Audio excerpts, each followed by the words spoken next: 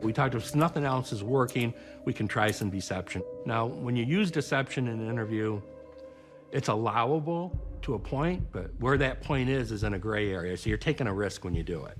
There's a big problem. Tom came up with this concept that through medical technology, we were able to tell exactly what time he died, and we knew what time Karl had left. And I wish I could say he died in your presence. But when you walk back in there, if you're telling us the truth and saying you had a conversation with him, you're lying because he was dead at that time. No, I had a conversation with him, I'll tell you that. Okay. Well, he was either dead when you walked in there or as you walked out. That's fact. I did not kill Levi. There's no way I could have. But he was dead when I went in there.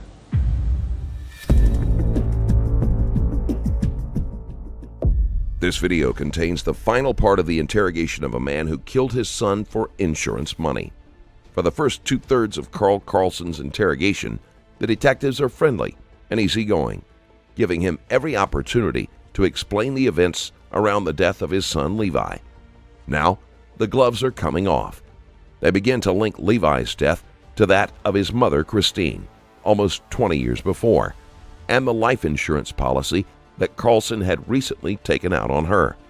This connection is troubling enough, but after digging even deeper into his past, the detectives uncover several more instances of fire and insurance that have benefited Karlsen over the years. Any other fires? No, not that I know of. Wait, I've had enough. your son, how about, I remember when I was looking at Levi years Levi ago. had a house fire. How did that happen? I don't know. He said it was classified as an arson? But was Levi working that night? Or do you think he could have set that fire? They never should have owned the house. Piece of junk right next to the Oh, road. it was shit. 10 feet from the road. 10 feet from the road. If my kid owned that house, I was pissed. we'd be having some words. Well, we did. He comes over, he's like, oh. It's a July. Do you ever see that movie, The Money Pit? Yes.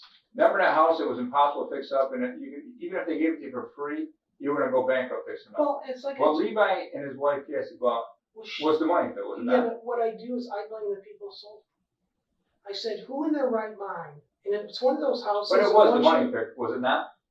It was worse than that. It should have been condemned. Impossible to fix up? 100... Well, you could, but you better have $500,000. Because you're going to have to knock it down and build it over again.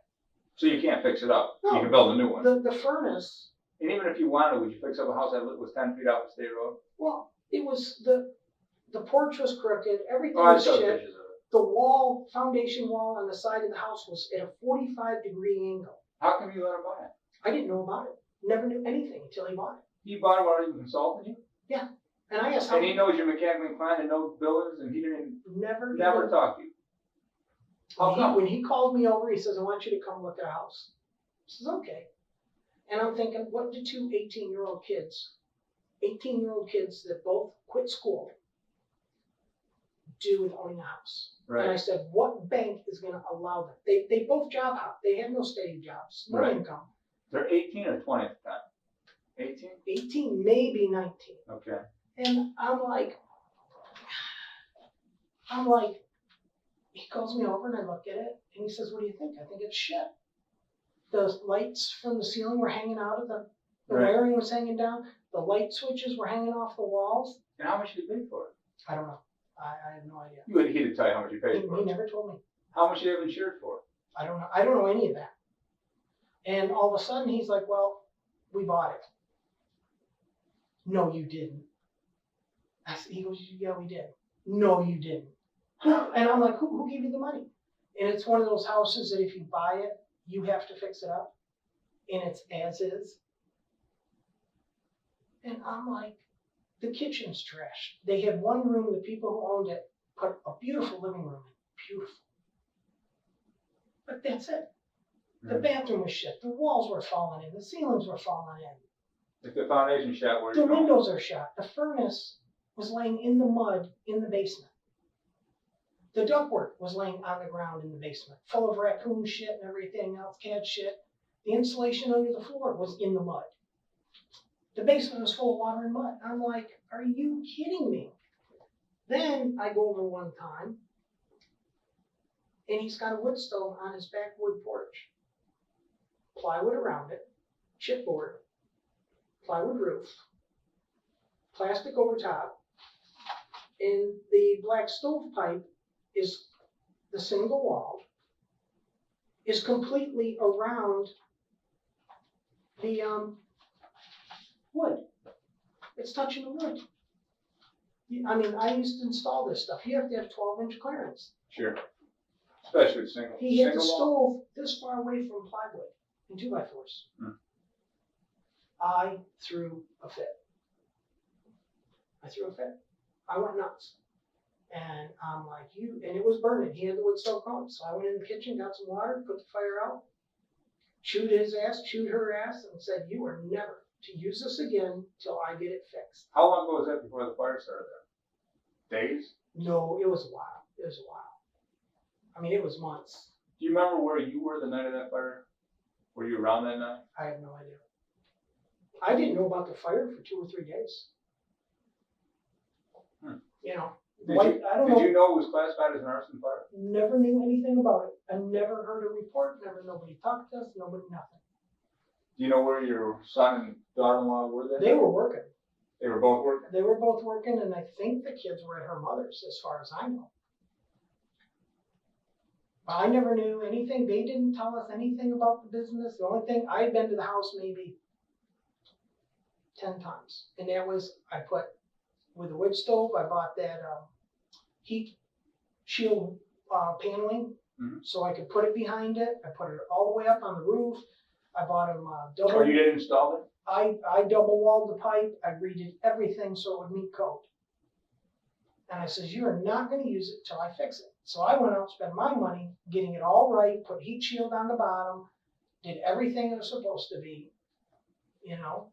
Karlsen was at the house often enough that it would have been easy for him to figure out the best way to start a fire.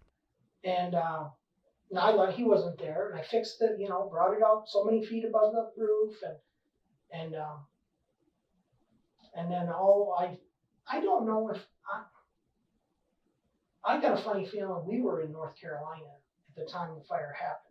Oh, you were in North Carolina? I think we were in North Carolina, because that's why I think we didn't hear about it. Well, if you're in North Carolina, you really have anything to do with that, right? Oh, no, I did not have anything to do with it. I think there's a thought that you were so disgusted with him buying his house that Why would I do that? Come on.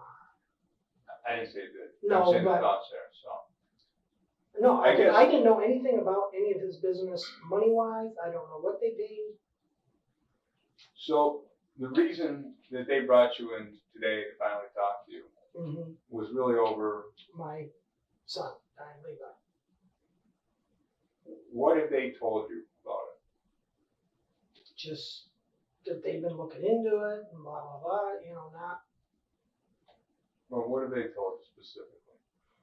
just that they've been looking into it. I mean, it hasn't really been, you know. Is there reasons why they think you were involved in your son's death? Well, I think it's because of my ex-wife-to-be, but it's, because like I told them, I said, Well, there's two different philosophies. you know, here, I she think. talked to me. Do you mind if I stand up? No. This is getting brutal. How about if I stand up with you? Because I have That's herniated fine. my neck and I can't look up. I've got 4. And they won't do any surgeries on me because I just had multiple surgeries on my shoulder. But no, what it is,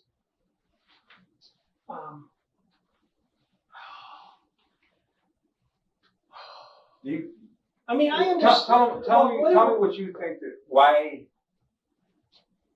There's a reason. I know both those investigators. I've known Lieutenant Clear for since 2000 and Well, I've known 2001. of them, and Dad knew him real well, so I've always known of them. And I've known Investigator Crowley for many years. I mean, all I know about this right now is. But I know they have two different perspectives on what happened. I think they're looking at it either I did it or it's for the money. And it's bullcrap. And the way and this is they say, oh, they got this and that. Well, fine. What are they telling you they got? Just that they got stuff. Like That's all I know. They're not telling you specifics what they had? No. because they could, figure out what time, whatever, and everything else. And it's like, because what it started out. How about the insurance policy? It seems like that's what it started out as, is a concern about some insurance policy you took out on your son and Well, you benefited from? Yeah, but my wife benefited from it. And let me start it this way. My wife and I are getting divorced. The money we got, Guardian, both of us, him and I worked at it. He was a pain in the ass kid. You know it, I know it. Oh, I know it. And he turned his life around. He hit the bottom of the barrel. Had girlfriends, got kicked out of houses, finally got to where nobody would take him. And he called me up one day and said, Dad, I have nowhere to go. Don't have any money. The girl just kicked me out. And you could tell in his voice he was lost. And I said, fine, I'm coming down. Get all your shit out, get it in your truck, and I'll come down, we'll tow you home because his truck wasn't working. When was this, do you remember? This was like a year maybe before he died. Okay. And then So he moved in with you? So he moved in with us, and he started working at Guardian. I got him in there finally, and we took his paychecks. The wife did. Mm-hmm. And we basically would give him an allowance, and the money went in the bank to where we were saving it for him so he could get an apartment, which Guardian turned out to be the best thing for him. He really shined. He turned completely, got rid of the damn earrings, got dressed in like a normal person, and was doing good. He was good with his kids, everything. I mean, it was just, you wouldn't have known that it was the same kid. Respect, I mean, it was very respectful from anybody.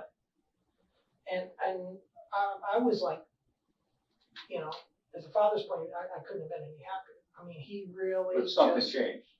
He changed. I think it was because he Well, finally. something changed where he went back the other way then, right? No. No? By not agreeing that Levi was behaving badly, Karlsen is limiting any other motive he may have had for killing him. No.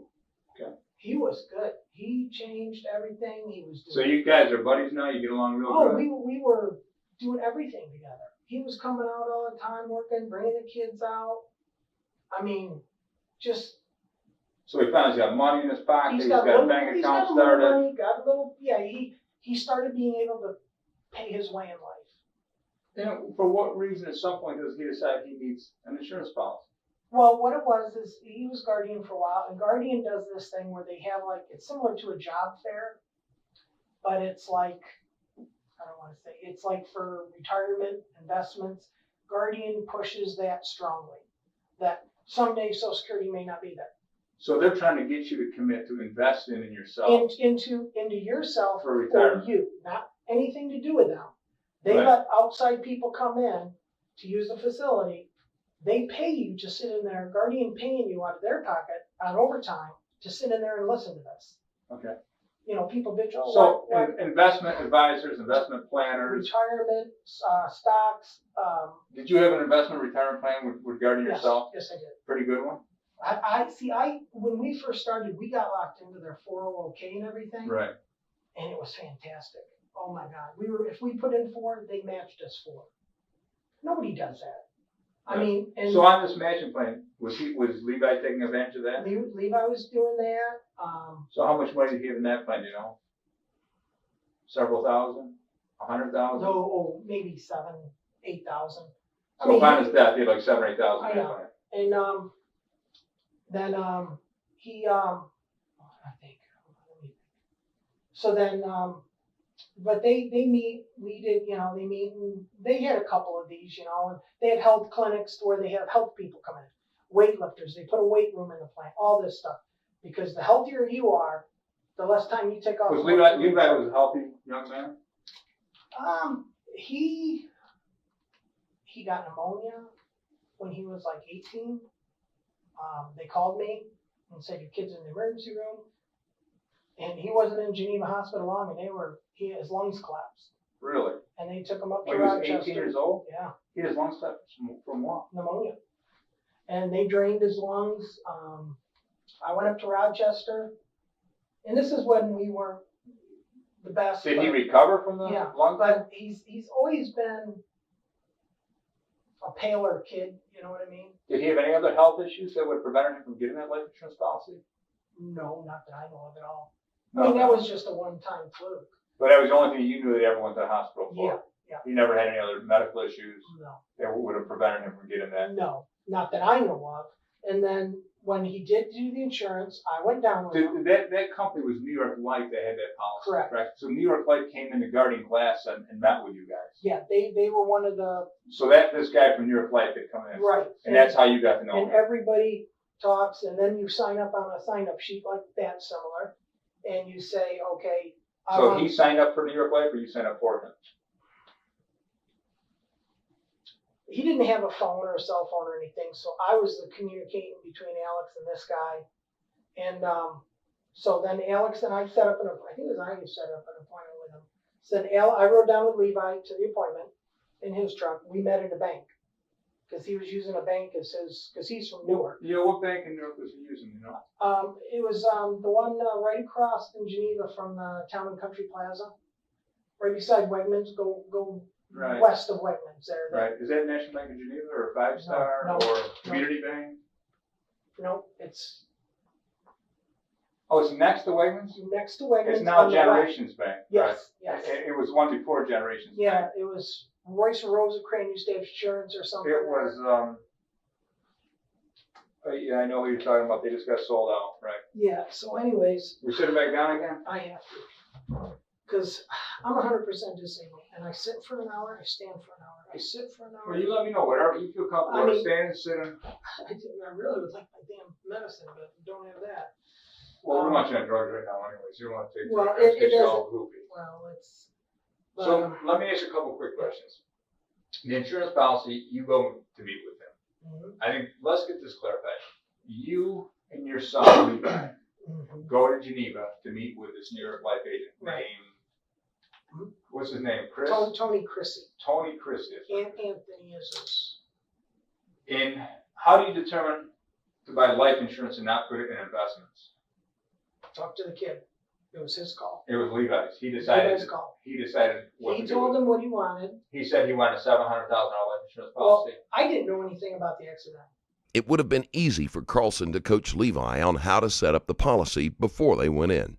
Levi was unlikely to even consider insurance at his age without someone else putting the idea into his head. That I knew. I don't know what you mean by accidental. What do you There's mean by- accidental death on the policy. So I you guess knew you have nothing to buy about that that? or something. And I didn't know. I don't, Right, the policy was $400,000 base. Did you know that? It was a $400,000 I thought it policy? was 300. Oh, $300,000 I base? think it was 300. And then there was a what was called an accidental rider?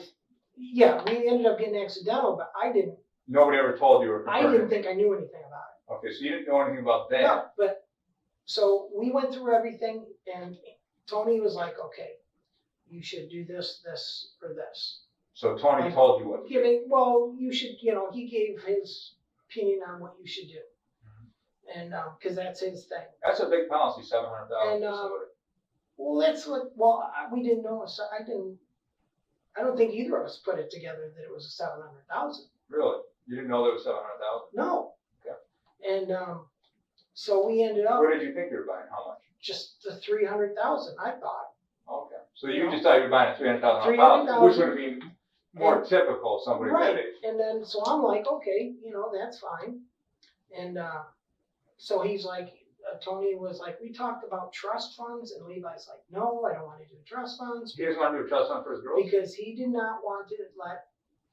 Well, the trust fund, nobody gets anything. Right, The well- trust funds are run by banks Right. Well, he was. or trust companies. He did not trust that Cassie would not try to get it. You know what I'm saying? And it's like, and I So was. he was adamant that Oh, Cassie no. was not getting it, and he was not putting a trust fund He because she didn't- might manipulate it? Yep, he didn't want anything, didn't want her to know about this, didn't want her to get within a million miles of anything to do with this. So what did he decide to do? So he decided that he told me what he wanted to do. He, told Tony what he wanted, and we did it. And I told him, I'll pay the first premium. That day. How much is it paying, like $100 or something? It was I think he had to pay a couple months ahead. I think I paid like $300 or something. Did you just take cash out? Or? No, it was a check. So you wrote a check Here, I wrote a check. out of your personal checking Out account? of my personal Not your account. wife's account, your account. No, there's no wife's account. It was our. Okay, so you write the check for $300, you said. And that's for what, 3 months? That's to get it going, you know. And then how is your son gonna pay for it after that? from his, because we get. Well, he can't afford to pay for it that day? No, he didn't have anything on. He doesn't have any money. And to start it, you gotta. What do you mean he didn't have anything on? He didn't have any cash on, not that amount. Did he have a checkbook with him? No, he didn't have a checkbook. Did he have the money in the bank back home? I don't know. Probably not, right? I don't know. But he had money. So why did you offer to pay for it? He didn't have any money with him, and the guy needed a check. So I says, well, I let Levi borrow a lot from me. Okay, so you let him borrow the $300. Right. And he was gonna have to work it off or pay it back. And that's the way we always did things. I paid for it when he was renting things. I paid for his rent. If Cindy found out, she'd shoot me. But it's like I'm trying to help the kid. So you paid the $300. I paid the money. We left, and then they talked a couple more times. And then the hospital or the medical people, because he has to have a physical before it's legal. Yes, well, it's legal the day you sign the check. Well, but then after he has a physical, he has to pass it for it to continue. That's correct, right? I don't know. From what I was understood, the way it was brought to me is that he has to have, because he didn't have a phone or anything, so we gave him my number, Right. my home number. And I talked to the nurse, and she says, we're trying to get hold of Levi. So you talked to the nurse about when the appointment was set up for his physical. Well, I didn't set it up. I said, well, okay, let me give him the information. He can call you and set up an appointment. Okay. Because they had to do it for. When did you find out when his appointment was set up for? I never knew when his appointment. Okay. You know, I knew he hadn't done it because I kept Well, asking. you knew that his policy his policy was good up until the day he got his policy. I never knew that. Okay. I thought I was told that you have to get this before it, you know, everything's here. We got the check. We can do this. We can do this. But it doesn't go forward till you get the medical insurance policy. And who told you that? I thought that's what we discussed that day. That Chris And like guy, with mine- Chrissy guy. Right. And then with my insurance that I have on me, it was the same way. I mean, How much life insurance did you have on you? I have 300 on me. Levi's life insurance was more than double the amount that Karlsen carried on himself. Given Levi's age and financial status, this does not make sense. I recently released another shocking case on my Patreon. This video shows the interview of a man who, after being involved in the murder of a man and his wife, later ended up shooting a 12-year-old boy in the head. You can watch it right now at patreon.com/strangerstoriesplus. But the wife doesn't have any on her, anything like that. Your wife ever have any on her? No. So The way she always Cindy never had any life insurance policy on her. No. The way she always. And did you have one on? Did you have one on her? No. No. So there's never insurance policy on Cindy. No. The only thing I had on me was Not a universal life, a whole life, or a term life. Nothing. Nothing to do with life insurance on Cindy. Nothing at all. So if she would have died, you would have collected nothing. Right. And the way we figured it is that, and we both agreed to it, that I can work. I got two hands. Right. If she dies, I'm screwed. Well, why did you? Or I mean, if I die, she's screwed because she only worked part time, and Right. she figured that Her life wasn't of value? no, this is her talking. No, I'm saying that. No, a value. I think it is, but she's like, you know, if I die, I can work and earn a living, and I'm like, you know, we should have something because I'm gonna have to, you know, get babysitter, get all this, and she's like, well, you can make money. She goes, if you die, I don't work full time. I'm gonna have no medical insurance, or this and this and this. You know, I can't say it word for word, but she felt it was okay for me to have insurance, so if something happened to me, she could be taken care of for a while, till at least the kids got up to be high school age or whatever.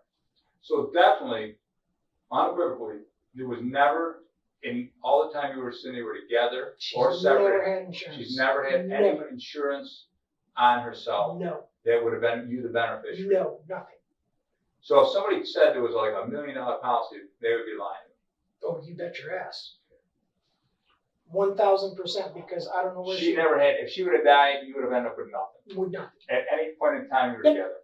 No, because the way she figured it, And How about your granddaughters? Was there a policy on your granddaughters that had life insurance policy?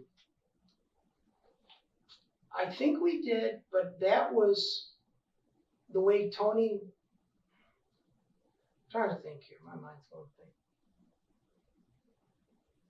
The way it was is that Tony had it to where the kids, there's a lot that we paid. We put money in their have their account. We paid like $6,000 or $7,000 to get their life insurance started. That ended after so many years. You wouldn't have to pay into it. Right. You know what I'm That's saying? what we call a universal life or a whole life policy, something like Okay, that. something like where that. you continue paying, it goes towards like the investment that you put in continues to pay the life Right, insurance right. policy. And what And happened? the younger you are, I think the less money is correct. It'd be Correct. expensive for guys like our age. Oh, we couldn't afford it. Correct. And so anyways, then what happened was we did that. Yeah, we did that. And they have it, and the way he explained it is that if she never cashes it in, the kids could give it to their kids or something. You know, Right. there was, you got. So you spent a few $1,000s on your grandkids to have them have a life insurance Right. policy. And what is that money that you received from the settlement from your son's death, from Levi's death? that, They paid for those yes, policies. yes, yeah. Now, when you settled with New York Life, ultimately, was Cindy aware that this policy you had this policy on Levi? Not until after he died. How long after he died? A day after he died? No, it was like a week, I think, because I mean our heads were spinning, Sure. and it might not even been a week. And then at what point does a New York Life agent contact you, or Well, did Tony you contact them? was at the funeral, Oh, okay. and you know, he was really good about things, and he told us he needed to talk, and I know he told us that, you know, it's not guaranteed they're going to pay, which I didn't give a rat's ass. I didn't care. Right. You know. Now, when you say you didn't care, I didn't care if it was paid because my kid's dead. yeah, but even if my kid died and I spent $300 on a policy, Whoopee shit. no, but I mean the point. No, don't get me wrong. It's not the $300, but don't you think they have an obligation to pay you? I think in time you fight that. Right. But at some point you're going to fight it. You might, but it's like, What was your conversation with Anthony, with Chris? well, just at the funeral, he Did he said. say he was going to go to bat for you? He was going to. Well, he said, I think he said something like he was going to do what he could or whatever. And then when he said that, you know, he didn't do the physical, which I thought, I knew he didn't do it. When was the physical supposed to be? I don't think he ever set up a time. So you never knew when the physical. You No. absolutely never knew when I the never knew physical when was. a physical was.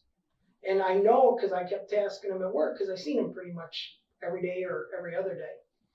And it's like, you know, you get your physical and, oh, you know, lame excuse or whatever. And I said, you really need to get that done or we've just pissed all this money away.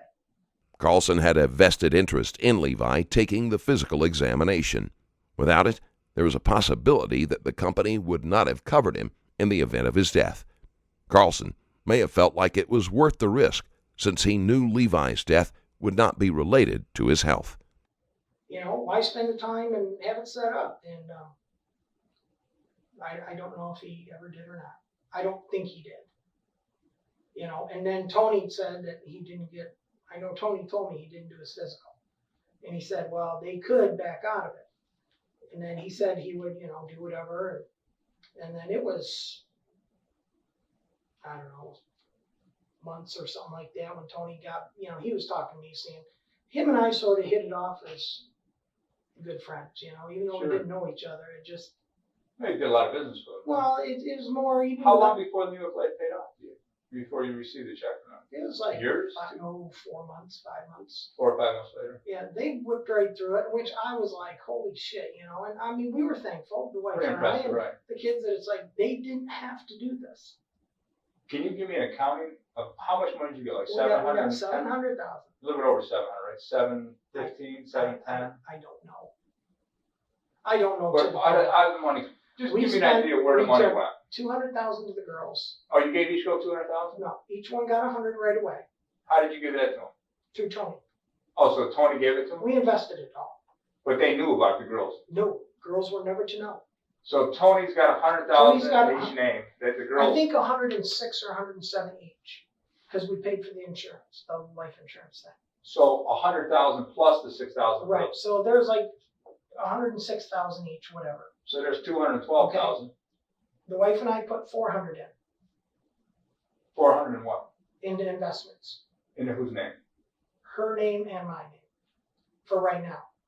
And so how does that benefit the kids, your Well, kids? Levi said it wasn't all for the girls too.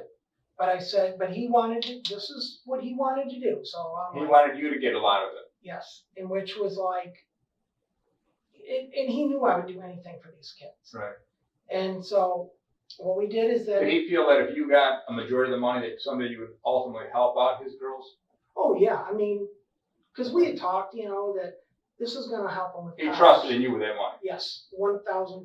So he wanted 100,000 for each of their names. Yep. And 400,000 to go Yep, to you guys. and so we took, there's 100,000, well, there wasn't even 100,000 left.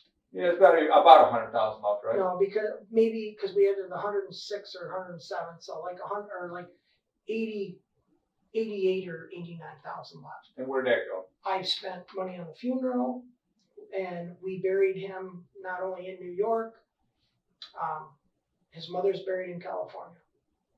So we actually buried part of the ashes out there. Put a headstone. How much did that cost? I don't know. My sister-in-law or my daughter did. I wrote the checks, and they got the stuff and told me what it was, and I wrote the check. So was there any money from anybody else to help pay for this No, funerals? no. Guardian Glass didn't have an insurance, life insurance policy? Guardians had 15,000. Where did that money go? That went into the pot of paying stuff and everything else. That paid 'Cause I for, paid- well- 15,000 paid for what, the funeral? Well, yeah, barely. Well, it didn't pay for the whole thing, that's for sure. How much was the The funeral? funeral was nine something. Then we bought necklaces, stupid necklaces that hold ashes. They're crosses. Mhm. We gave each one of my kids, the grandkids. I bought plane tickets, paid for plane tickets for my daughter, her kids, her husband.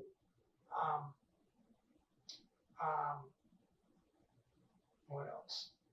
I bought some other things for people to come because people were coming from California, and You paid for other people's flights? Yeah. Whose flights did you have to pay for? I think I paid for Colette's. Colette, who's Colette? It's my first wife's sister. So you paid for her flight out here? I think I did. I gave the money to my daughter, and Which daughter? Erin, Erin? who lives out there right Oh, now. so did you fly Erin home too? Yes, Erin, her kids, her You husband, paid for all that, their Yeah. whole family to come home. and So you paid for Erin's flight, you know, her husband's flight, and her kids' and her flight? kids, and my daughter come up from. How that is a big bill, huh? My daughter come up from New York City. I gave her I think $1,000. Because it was really tight for everybody to, come up, stay that long. They stayed a while. So how much do you think you spent? You got 700 and some thousand from the New York flight. I think it was just over 700 from what you said, like 710 maybe? Right, And you got like 15,000 Guardian. right. Out of the 730,000, how much do you think was spent towards flights and funerals and all Oh, that? And maybe- necklaces and Maybe, I'm guessing here, but maybe 18,000, 16. so 18,000 out of that money.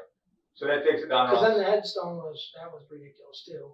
So somewhere around, now you got somewhere around 710,000 left. 400,000 went to you. Mhm. That's about 310,000 left. About 200 went to the girls. 200 went to the girls. So there's about, No, we're still at maybe 100,000 at most. right, so, so 100,000 went to where now? That went for the wife and I to, Cars, toys, well, it wasn't toys. I mean, it was just living expenses. living expenses. I mean, How was your finances at the time of you guys? not bad. I mean, I was working. She was You had working. money in the bank, you were Yep. good? Yep. You weren't looking at selling the house, the farm to get out of or anything? No. Okay. The farm. So there was the no, farm you had a nice retirement account set up at that time? Yep, At farm the was time of Levi's death, how Right. much money do you and your wife have in your retirement accounts?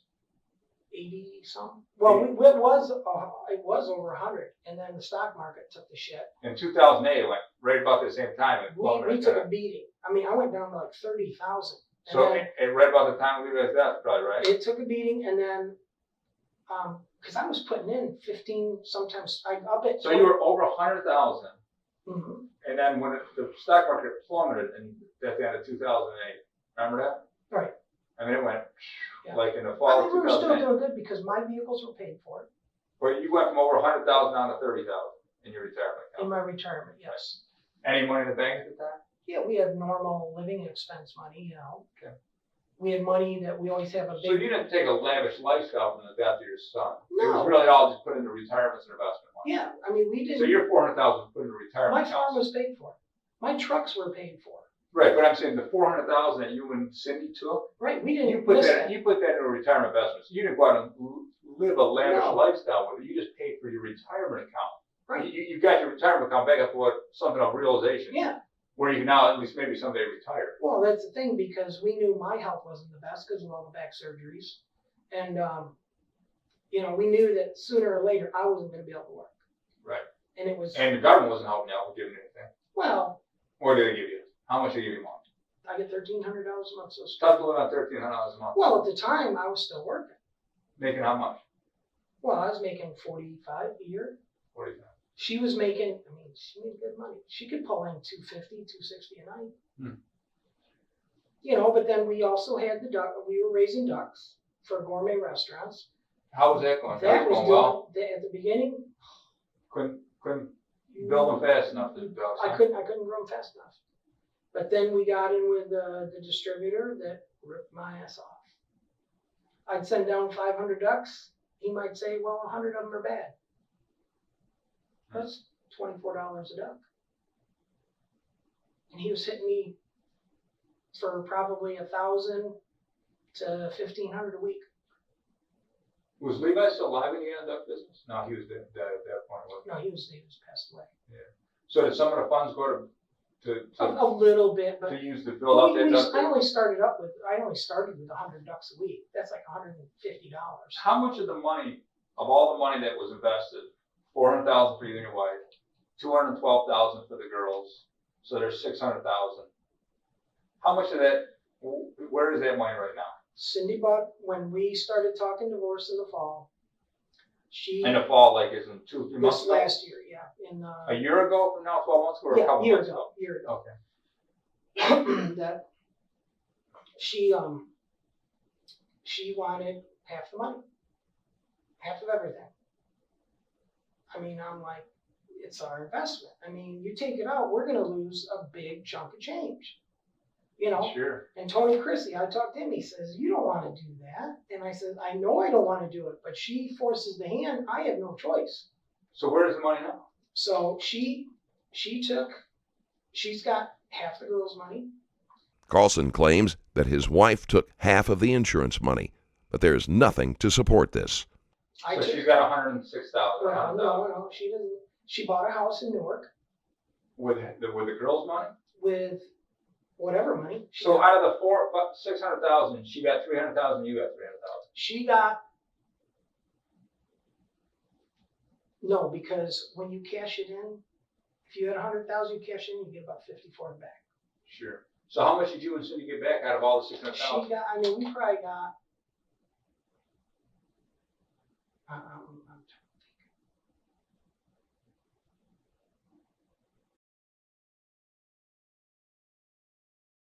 We may got 400 back at that, So 200,000 each. 400,000 total, 200,000 each. maybe. But Now where is the 200,000? You're 200,000 now. Is it reinvested in something? it's back in the farm and all the business that we took a beating on because Oh, so you invested. we're trying to sue the guy. So you invested your 200,000 back in the farm. You don't have it in retirement accounts anymore. No, It's gone. gone. Money's gone. Yep. 200 grand poof. Oh yeah. And where's her 200 grand? She bought a house. She's got money from one of the girls' accounts. And that's why with the divorce, we are trying to, my lawyer said, because her name was never on the accounts. And so the lawyer's like, actually, it's your money. I said, how do you figure that? Well, he says, because the money was given to you, it's your call. But I said, I put it in our account, her name's on it. He said, well, you stupid ass. You know, because Now it's part of her money. I said, but it was her name was put on everything. So if I died, like the girls' money, that's all I'm fighting over with her, the girls' money, is that. That's all you care about, the girls' money. That's all. You're not worried I about don't anything care else. about Okay. the other shit. And I said the money that I took, that I had the girls, because I had bills to pay. Because I got out of the ducks because I've had multiple shoulder surgeries. And I said, I'm going to get out of the ducks for a while. I couldn't even imagine, how the heck, with all your back surgeries, how could you raise ducks? Who did all the I had a lot labor? of I help. grew up on a farm. No, I had a lot of help. I mean, I paid a lot of Amish guys. I picked rocks and shovel manure my whole life, and that's a lot of work. Yeah. You must pick a few rocks on the farm. And I still do. Right. Because, You gotta do it. You gotta push through well, the pain, right? if I don't, I did what the doctors told me. Sit and relax. That doesn't I work. gained weight. Right. I got miserable. My wife will tell you. I sat on the Gotta couch. stay active, I was right? a freaking bum. And once you get working and get moving, Were you able to still run the farm, take care of ducks, pick rocks, well, plow no, the field, no. shovel manure? I got a tractor to do manure. I hired kids. The tractor did the manure? Yeah. I've never seen a I've tractor do I've manure. got a smaller. Skid-steer? No, it's a tractor, but it's a smaller So one. you never had to shovel manure anymore? Very little. But I hired people to do it. I had Amish guys working Yeah, for because me when I full shoveled time. my back, done. Well, duck shit, it's tough, but I use a lot of sawdust, so it's not that matted. And what do? Scoop it over the tractor like a big Well, bobcat? and then you just dump it in the manure spreader, or I was putting a lot of it in a pile and I was selling it like that. What can you do on your farm anymore physically? Anything? Legally, Not by legally. the- I don't care. I'm not here talking about that. I can sit in the tractor for a short time, mowing the lawn. I have a hard time taking the twist in. I do stuff I'm just not supposed to do. Can you pick rocks Oh, or no, I no, can't do that. can you shovel manure anymore? The duck manure I can do a little if it's a sawdust. If it's a packed down stuff, I can't do it. I just can't. So that's why How long has it been since you've been able to do any farm work anymore? Years?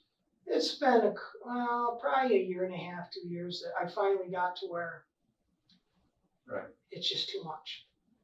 It's too much. And that's why I had 3 Amish farms raising my ducks for me. All I did is raise the babies. And then at 3 weeks or 2 weeks, they would come over and help me. We'd load them up and I'd take them over to their house. They finished them for me. They loaded them up, took them to the processors, and we butcher them there. I hired somebody to do that. So it took a lot of work out of me. It took time to run around, but I didn't have to do the grunt Sure. I anymore. understand. And so, but I hired a lot of high school kids every weekend, every other weekend through the summer. They did my work. Gave them a job. It's easy work, pitching a little manure, moving some ducks from this pen to that pen. Who were some of those kids that worked for you? I had some of the neighbor kids, Who were they? Richard, Burke, kid Burke, Bob and Amy Lamp, their Bob son and Amy Eric, Tom. Who are Bob and Amy Lamp? I never heard of them. They bought my house, my old house, right up the road from where I live. They're friends of yours? Yeah. You see them often? Maybe a couple times a month. Have you seen them recently? Yeah, lately I have, because I had the surgery, and I mean, a month ago, a week ago, within the last month or so, I've seen a lot of them because Right. they've been helping me with my shoulder. Because I had to have somebody drive me to the hospital, somebody pick me up. Karlsen's health issues are genuine and may have been a contributing factor in deciding to murder Levi. And I had some vehicle problems they helped me with. They've been good friends. Really good friends. Let me just touch base one more thing so I don't keep holding you up here. The last thing I want to talk to you about, I think we've gone through everything pretty good here. The last thing I want to talk to you about is, the biggest thing is, I want you to go over the true events, and I want you to be totally honest with me. I think there's been some deception that's kind of got you a little bit jammed up over the last, since Tom has been talking to you, and Tom and Lieutenant Clear. Now that your head's clear and you've got past some of the inaccuracies, there was some inaccuracies from what Tom was saying. Right. Tell me again the true events of how it came about that Levi was coming over to your house that day. Yep. And what happened when he got He there. made plans like he always does. He asked me if he could come over to work on his truck. He called you from his cell phone or his? No, from his, wherever. He whoever called your had. home phone or your cell phone? He finally got a cell phone. But- I never got a cell phone until just a little bit ago. So he called your home phone Yep, and and, talked to you the and day we of his death? no, it was before then, it A worked day? and stuff, and, said that, geez, cause I told him, he's already been helping me on the truck. You know, it wasn't just a 5-minute job, he's been. He's been working on your truck for Yeah. you. And I said, well, I got the hydraulic But lines. let's back a second. He called, Right. wanted to work on his truck, you said. Well, his truck too. What was his truck? He had a pickup, and he had brake problems or calipers or something, So he wanted to come over to your house to work on Yeah, his brakes. and my truck. So he was gonna work on mine for a while with me, cause I had to go Right. away, Why would he want to come over to your house to work on your truck? cause he gets money. Oh, so you offered to pay him. I always slipped him a little, he knew it. Okay. So, and we were getting along then. So he was going to work on his truck, He was gonna work on mine for a while. but he had to finish your truck before he could get to his truck, or what? No, he worked on my truck, and then when I left, he was gonna work on his afterwards. He called you about this one? Do you remember what day he called you? It's either called or we talked at work. Okay, so you had a conversation. Yeah. Let's not. And I make it mean, more- so that was no big deal. Right. Did you and, tell him when to come over? I said, well, why don't you come on over in the morning and we'll work on my truck and then you can work on yours when I leave or whatever. Fine. And he'd been over before. We were taking the hydraulic lines and the transmission lines out of the truck and the power steering pump because the pump was bad. So you're going to put a new pump in? Yeah, because there was a hydraulic pump for a snowplow and every time you put any pressure, it blew the lines. There's an old Now, you grew up on a farm, right? Yeah. You worked on machinery your whole life? everything. Me too. I worked on cars, You know? tractors. And it was just the You don't pay for anything. You fix it all, right? You can't afford it. And plus, it's just what we did. So My farm was my grandfather's. I think some of what you're going to be telling me is we always jacked everything. We had a big old railroad jack. Because my grandfather was a railroad man. that's what we And had. every farm had a railroad Big jack on it. Bellick freaking road jack, it weighed about 80 pounds. They could lift the house off They the could lift the foundation. house, but they were as stable as shit. Right. How many times did yours tip over? I think like most farmers, once we jacked it up, we blocked it with big wood blocks. When you can find them. But Or even concrete well, blocks. yeah, and it was Or we'd put a tire under the wheel. We would always safeguard. it was a railroad jack. One of those, they jack it up that high, but But the basin was only, that wide, 6 to 8 inches, that long, right. that little tooth that picks them up. right, and they have about a 2-inch in diameter stem that comes Yep, up. square stem, Right. and it's that click, Yep, click, and letting them down was the scariest thing in the world. sure was. You never want to let one Get down. your finger in there and you're clicking it one step at a And time, it just drops, boom. and a lot of times you click it the wrong spot, and you push that lever, and it's gone. I And, pushed that lever 1,000 times in my life. And my grandfather, he used to get paid for walking the rails as a teenager, checking the spikes, because another guy would come up a couple roads down, and so he had the old crowbar that pulled the railroad spikes out. Sure. And So what happened that day? So he came out that day at what time? in the morning, 9 or so. So he'd been there for several hours He'd been working out on there your for a truck. couple hours, and so we worked on the truck for a while. I had to go, so I went in, took a shower, got cleaned up. And, This is around what time? after 11 now. So Yeah. after 11, but before noon, Right. you went in the house and showered up. Yeah. You've been working with him for a couple Working hours with since him, like 9 greasy. o'clock. Yeah. I don't want to put words in your mouth. So about 9 Probably o'clock. around you came 9, home, 9:30. I've been out there. and you were working on it for a couple hours. Yep. I was underneath with him. He was underneath with me. I mean, and at this point in our life, we were getting along really, really well. The events leading up to Levi's death were typical. Karlsen knew the importance of making everything appear as normal as possible to avoid any questions that it was an accidental death. So what happens? You go inside and take a shower. So I go in and take a shower, everything, and like I told the officers, and is that when I come back, the wife and I, we left the house. She went to the car. I said, I'm going to go in, talk to Levi for a minute, and I had money for him. So you told Cindy you were going to go talk to Levi. Yeah, and And you were going to, Give did him you tell money. Cindy you were going to give him some money? no, I didn't tell her ever. I never No. told her. So how much were you going to give him? $50. $50? It's whatever I had on me, Right. I mean, because Just help him out a little bit. yeah, I mean, even though he's working, it's like, come on, it's my truck. My dad used to do it when we got grown up. If you come over and help them, he'd give you a 20 or say, hey, go over to the gas tank and fill your truck up. Yes. I understand. You know what it is. So before noon, you went back out, or was it afternoon that you It went was back out? before noon. And I went back. How were you dressed? Suit and tie Suit now? and tie, oh yeah. Okay. And we were going to a funeral. And so I was all dressed up, fancy shoes, pants, tie, the whole 9 yards. And like I told them, you know, I went out, and they were the first 2 guys I told is that the truck had fallen over. And I found him dead. And So this I was around looked noon. at You this. found around noon or just before noon. You found you went out there and the truck was rolled over on him. and I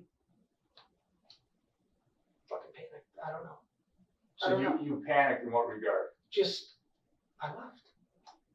So Now I went you to saw him. Did you run over and call medical help? Call 911 No, to I get didn't help? do anything. I fucking froze. Now, was there a phone in the garage or No. a cell phone, No, or no. you run back to the house and call 911? No, I went to the funeral. So you saw his body under lifeless. Yep. Or you didn't know he was dead for sure, I pretty much knew he was dead. but you didn't check to make sure you didn't check a pulse. No, I touched his leg. But you didn't check his pulse to see if there was any pulse. No, because it was way And you under didn't the truck. jack the truck up off him at that point. The I- truck was tipped over on him. I fucking panicked. So you panicked, and of course, after you panicked, what did you do? Left. When you say left, you left I- him. You I- didn't jack the truck up, and you didn't check a pulse. No, I left So you left and went where? to the funeral. So how did you go to the funeral? Did you go alone? No, with the wife. So you went back to the house. No, Where we went out in the driveway, got in the car. was your left wife at In that the point? car. Okay.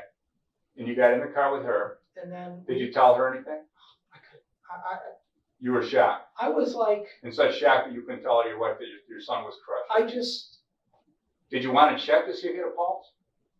I grabbed his leg and I knew he was dead. I mean, By grabbing his leg? it's just, I knew. Instinctively. You live on a farm. Was he ice cold at that point? The legs were blue. He had shorts on? No, pants, with no socks. And how long were you in the house for? Like 5 minutes, 10 I was minutes? in the house for an hour. Okay. So you think he's dead. You get in the car with your wife. Left. And when you say left, what do you mean left? We left. We drove down the road, went to the funeral, What 4.5 funeral? hours. What funeral? My wife's family member died. Where was the funeral? Over in Penn Am somewhere. So how far of a drive from your house to Penn Yan? Well, we were gone 4.5 hours. So you got 4.5 hours. Well, 4.5 to 5 hours. And then what did you do when you got back? When I got home, I went to the garage. No, when you got back, did you pull in the driveway and go in the house first? No, went to she Where went did in Cindy go? She come the, with she you? went in the house. I went to the garage. And what did you do? I mean, you already know And he's not going to be I alive. right? knew, but it was like, You think he was going to come back to life? maybe, I don't know. Okay. And then all of a sudden it's like, I jacked it up, pulled him out, and when I seen his face, it was like the switch turned on to reality. While everyone reacts to these types of situations differently, Karlsen's reactions fall outside of normal responses. This is especially true after the training for stressful and violent situations that he bragged about going through earlier in his interrogation. So that switch was off for 4.5 hours. Yeah, I mean, do you understand? Now, when you came back, did you jack the car up? I'd use the railroad jack, So you used the jack up, and then you did what with his body? pulled it out, And his body had been lifeless for like 4.5 hours. 5 hours, whatever time. And what did you do to him when you took him out? Did you hug him? Oh yeah, I laid right with him and cried like a baby. And then at what point, how long did you lay there Well, crying on the floor? as soon as I pulled him out, and it really, when I seen his face, it clicked. That he's I dead. ran to the house, and I don't run. But So you jacked it up. got him out, and then realized, Let's go about this. You jack up the jack. jacked it up. How did you make sure it wasn't going to fall over again? I just pulled him out. I mean, it was So you just pulled jack him it up, out. pull him out. Did you put the jack back down? I didn't know. I didn't give a shit about the truck. So it was up on a jack forevermore then? You didn't block it up or do anything? No. You just sit on that railroad jack, Yeah, teetering. I mean, You pull his body out, pull his body leave it out, right there. run in the house, or beat on the door, told her. I come out, she. You were comes- shocked that he was just found dead, but Well, you actually found him dead 4.5 hours Yeah, ago. well, I was shocked when I seen his face. He was actually dead. Yeah, it's like, this can't be happening. This can't be fucking happening. I mean, and like I told them, I'm not going to make any excuse that I was on a shitload of drugs. I've been on drugs for a long time and a lot of them. I mean, So- methadone, I mean. So what does happen then? When you go back in the house, I went to the house to the door, yelled at her, and came back. and what did you tell her? I said, call 911, Levi was under the truck, pinned. I think, something to that effect. And then you ran And back then I out. come back, and I looked under his shirt, and looked him over, and I bawled like a fucking baby. About what? My son's dead. And for some reason, I could just set it back there for those hours and just stare at the wall. What happens? What did you tell the investigators happened? Well, I didn't tell him that part because I was scared. I mean, I was like, I just panicked. What were you afraid of? I don't know. I don't know. I just locked up. I've made a lot of mistakes in my life, Carl. This isn't a mistake. This is the worst. You know, and I know that there's that saying, oh, there's more to it. There's not. How can you kill your kid? He's come from shit. Because you know what Levi was like. Yeah, but at this time in his life, he was great. No, you knew what Levi was like. I knew what he was like, but No, you know what he did to your granddaughter. I did not. I think. I did not. Not at all. Let me tell you something, Carl. I'm going to set this right here. You know, this is what they call a thumb drive I don't know what on a it is. computer. This is what we can record audio, video, and so forth with. And I know, and we will, and I will tell you 100% truth. I will play for you the audio of you telling what happened. I don't think the only thing you didn't do is you didn't tell Cindy everything you knew about Levi.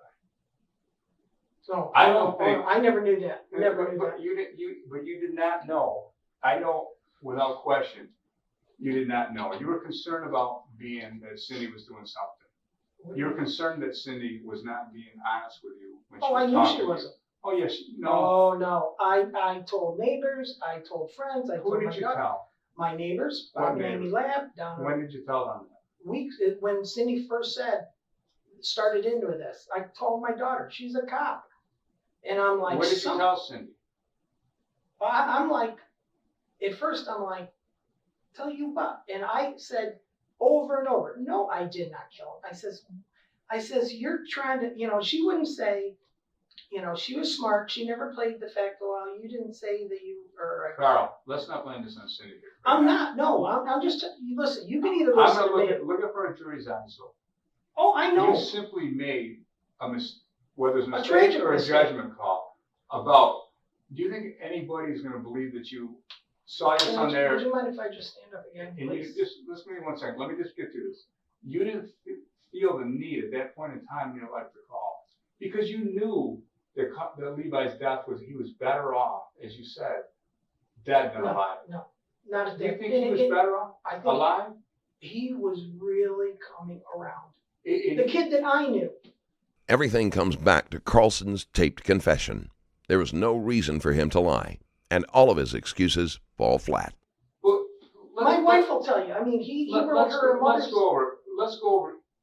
Let's play the audio tape of you and Cindy. No, I know it. We But don't have no, to. I think we really should play it because I think you need to clarify some things for us.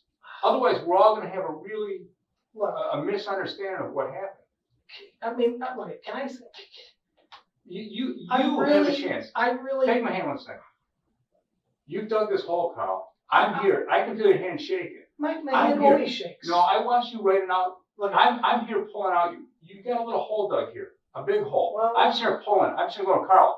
Listen to I'm me. not There's a gonna- reason why. There is a reason why that What? you and me are sitting here. Oh, I agree. But I it's not don't- just because of Cindy. It's because that accident, that death to your son is why we're both sitting here right now. Well, I That don't. insurance policy is why we're here. That fire is why we're here. Oh, I'm sorry. What are you sorry about? I'm sorry that everybody's here for this when I understand with Levi. I want to have the You know, investigators bring in our audio recorder. Would So you mind if I stand? please stand up. You do not know how bad this is. While you stand up, I want to talk to the investigators and find out some All right, some that's fine. information. Can I go to the bathroom too? You I sure just can. gotta take a leak. Let me I'm not going to film, so let me get one of the guys to come take your bath. All right, that's fine.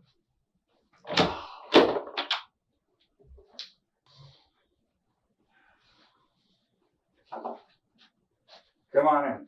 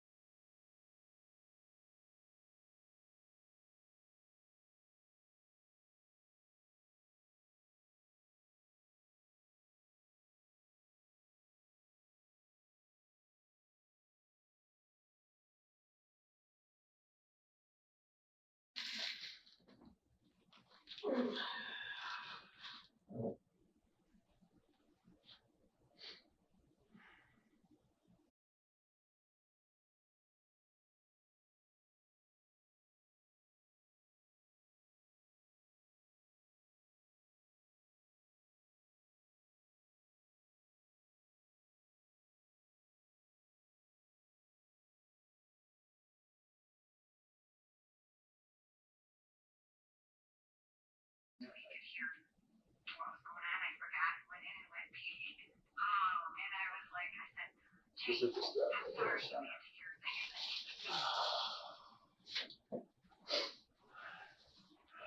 Watch that, see what maybe you can take.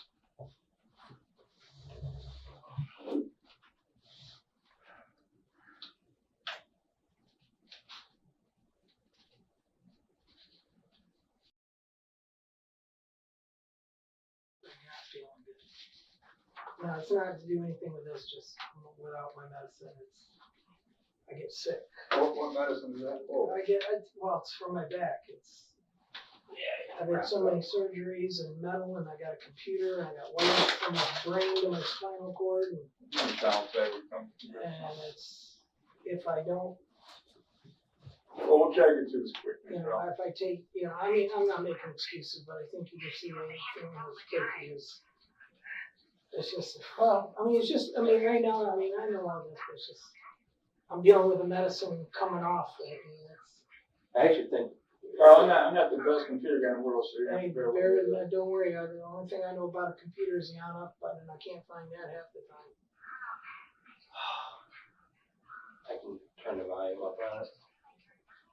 Just have to go over to the speaker. That little thing. There you go. Put on the speaker. No. Karlsen is being confronted with the recording, and he isn't happy. Several years have passed, and he has probably forgotten just how incriminating it is.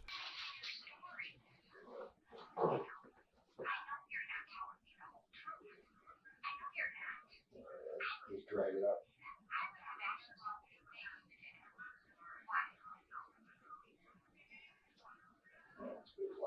Do you mind if I move my chair down here? Sure. Let's talk and make the chair down. I just can't, I don't hear very well. Jesus, what the hell it is made out of?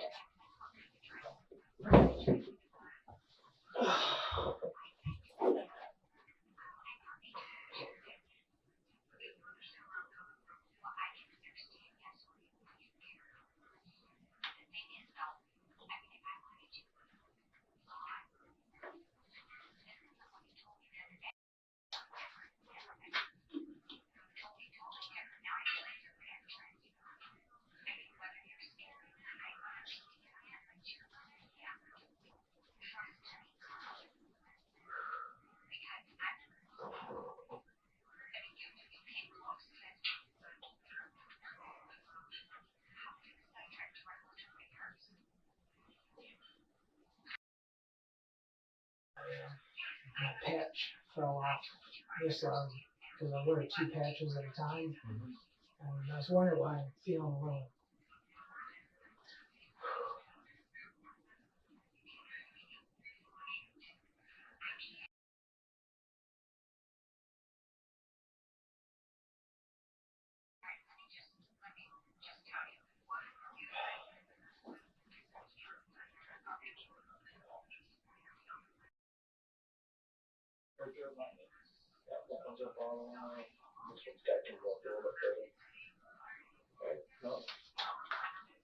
Got little speakers on it, so it's not loud. I like it to be. But obviously, you can tell. Right, yeah. No, I understand. So, Carl, I really think that really John and Karl talking. I mean, you look at everything laid out from the California fire to now. I mean, it's pretty damning evidence. Oh, I know. I've always known it. So That's why what I think you need to do is look at the animal damage control. I mean, you come straight on Levi. Oh, Maybe the other stuff. no. I'm not even gonna go there. That just Because I'm there now, that story just doesn't hold up. It doesn't make sense. And I don't think you're helping yourself by sticking to that story. Because I don't think it's true. I don't think, it's not. It is the truth. It is. There's no way that you walk away from your son and leave him there thinking he's pretty much deceased and then go away for 4.5 hours and then come back You don't. and then put on a big show with everybody. Like I told him. Take the mask off, buddy. I'm not. When it's like I told this show, when I pulled him out and I seen his face, it was like it was real. It was like it was real. So a guy like you that's mechanically minded and knows how to jack up a car, you jack it up wrong. And you would I didn't jack it up wrong. I mean, he knows the kind of jack I'm talking about. I know the kind of jack, and I know from being on a farm my whole life, none of us would ever jack it up and let our son ever get under jack with a single railroad jack on it. The most tippiest things in the world. Well, it had blocks under the drums because the tires were off. The tires were off, and the thing was up on a single jack, Right. a pivot point. Just as you described Right. it, Cindy. You described it right to the T on how you set it up and jacked it more and jacked it more and jacked it more.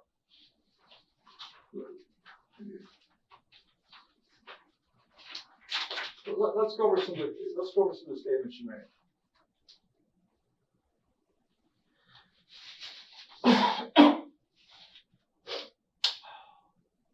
You say, this isn't a trap, and Cindy says, a trap. Like what kind of trap? How can I trap you? To get my ass in. I couldn't hear the rest of that. No, why would I do that, Karl? You've already told me. Can you understand where I'm coming from with what you told her? And then you go on and say, this is not setting out the trap? No, I mean, how am I going to set a trap? Do you want to go through my purse? And you say, but you can understand where I'm coming from. Cindy says, yes, I understand. I told you I understand that. And Karl says, I mean, just give me a few minutes here, okay? Cindy says, do you understand? Karl, you can't understand being in my shoes. Cindy says, I can't even imagine like what I told you. You go on with this conversation and you say to her, just hear me out. It was never meant to be. You know what I'm saying? It was never planned from the day one for this to ever go this way. And Cindy says, what do you mean day one? Like, you know, with the time the insurance stuff. I don't ever think that. Don't ever think that it was insurance. Karl, it's just when I went in there, he couldn't get under. I raised it up and it was wobbly. And it was sort of like all of a sudden everything it was like you said the other day on the second page. His own words have come back to haunt him, and Karlsen can't help but react when the moment of Levi's death is described. Cindy says, Karl, you keep talking about the second page. I can't remember. And you respond, it was the one where you said how you felt about, the one that you said how you felt about things after the fact. And Cindy replies, all right, I said a couple different things. And you went on to say, well, everything you said, you know about the past with him and all that, everything else. And Cindy says, right, but how about now? You said, right. It wasn't like, it was almost sort of a relief. Cindy says, uh-huh. And you said, and I looked at it as sort of the same way, but yet that if it did happen, it would be he's done things in life, he had experienced kids. You know what I'm saying? And Cindy says, yeah. And Karl says, I mean, this is why I'm glad I'm off the methadone. You talk about because you think many stupid things and you can really justify things. And you asked Cindy, do you understand? And you said, and because it's what you had to go through, you had to break down on the floor, talking about when she broke down, what you told me earlier. What Levi went through.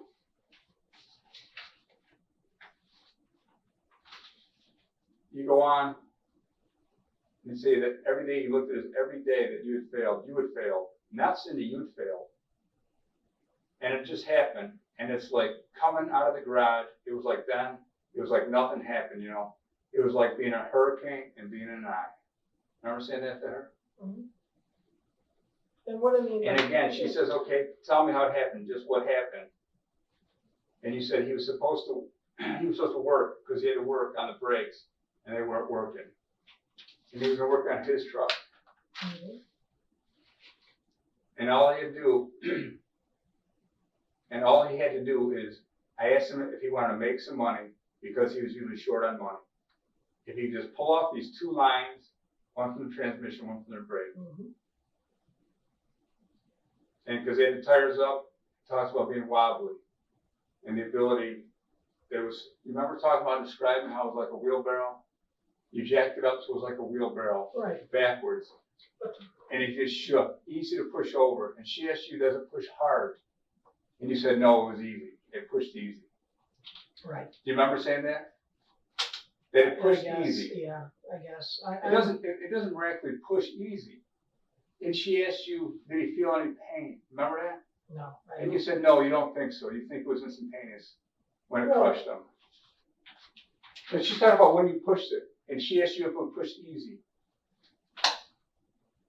We could go on and on. This is the first 7 minutes of this audio confession. You want Cindy back so bad that you ultimately tell her what you did. No, I wanted her back. No, I mean, I knew at first it was, I thought right off the bat, that's why I talked to the neighbors. It's a trap. It's a trap. I talked to my daughter. Now hear me out. If Karlsen had truly believed Cindy was setting him up, he would have known better than to say anything that might be used against him. And I thought, it's a trap. It's a freaking trap. And I says, what is her motive? And I asked my daughter. I asked my friend. I says, this is not right. And that's why I talked to the neighbor. I says, you know. And I what was the trap? You told the neighbor what? No, I didn't say what it was. You said the Cindy was trapping you? I just said, what is her motive? I said, here she's telling me. I says, what woman could forgive, you know, and you know what I'm saying. Forgive what? No, I don't know what you're saying. What woman could ever, and I says, I think she's thinking I had something to do with Levi's death. You told your neighbors this? Yes. What neighbors? Amy Lamp, I told this gentleman. You told Amy that Cindy thought you had something to do with Levi's death. And That's and that Cindy was trying to trap you? And I says, what else could be her motive? What do you mean what could be her motive? What is her motive? I don't know. No, you told me that what could be her motive. Yeah, that's what I said. Her motive for what? I don't know. I don't know if it was to do with the divorce. I don't know. What is her motive for what though? For meeting with you, to try to get back to you, to be romantically involved with you again? I don't know. And this is because I don't know. That's the thing. You're telling me that you didn't want a relationship with Cindy? I did. Okay, so you were saying what is her motive for coming back? Well, at first it's like, what is the motive for all this? You know, I mean, I'm looking at it like, why would she bring it up? And I'm like talking to the neighbor and trying to figure it out. Okay, you're talking to the neighbor. I'm kind of lost here. You're talking to the neighbor. You said your neighbor. It's sort of blowing my mind. You know, what did you tell the neighbor? That pretty much what Cindy said, you know, about this, about all the about we pushing the car over. No, I didn't talk to her about that. Did you tell Cindy that when she asked you if you pushed the car over on Levi, and she asked you, did it push hard? Do you remember telling her no, it pushed easy? I don't remember everything. Could have you said that? I could. If it's on the audio tape. Yeah, if it is, then I said it. Yeah, but I'm just saying. So when you tell Cindy that the truck pushed easy, why would you say it pushed easy? That the truck pushed easy over on Karl and crushed him? I don't know. I guess the thing is for me is like I say, I talked to the neighbor about why would she be doing this. I said, because I told the neighbor ahead of time. I said, you know, I'm trying to.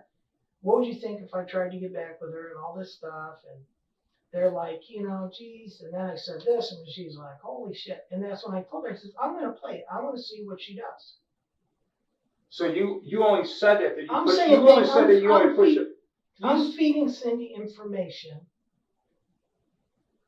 And like, I'm playing it up. And because it's Oh, like, you're playing, this was all a play. yeah, because it's like. So you didn't really push the truck over on him. No. You just said that you pushed it over Right. on him.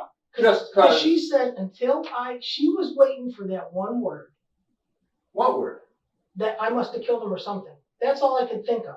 Because I kept, like I told the neighbor, I said, she's looking for something. Well, you continued to converse with her And have I'm lunch talking with to her. her. You were scared to death about telling her the truth that day. You were scared to death about being set up. That this was a police setup. Well, I said, oh yeah, I said that. You thought this was a police setup and she was working for the police, Right. did you not? I figured. Did you think because you were in this public place that she couldn't set you up because of the noise in there and so forth, and all the people coming by? She picked the place to meet. But you picked the last place the day before to meet her when she was taking you. Where did we meet? Parker's. Well, I picked it and then she picked it. Right. So you guys each picked these places to meet. No, she picked it too. She picked Parker's. But you would admit that these are public places you're talking. Well, this is where she wanted me. We met. No, but I'm just saying that these are Right, public places. right. You're sitting around talking an open public place about this. Well, we right? had signs. Did you think that people could hear you?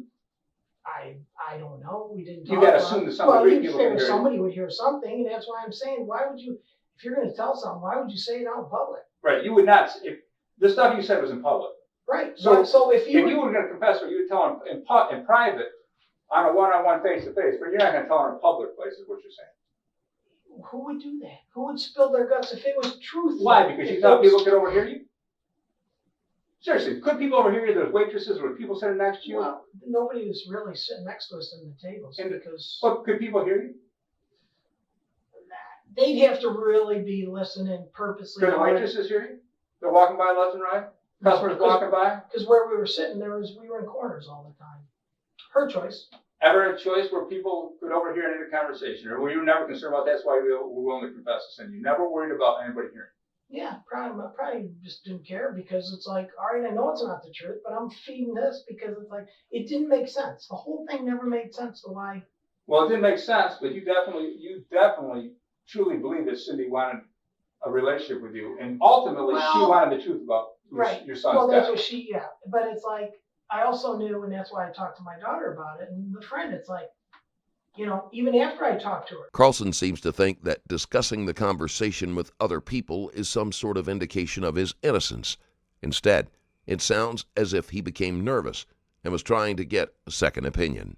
I went back to the friend and I said, What did you tell them?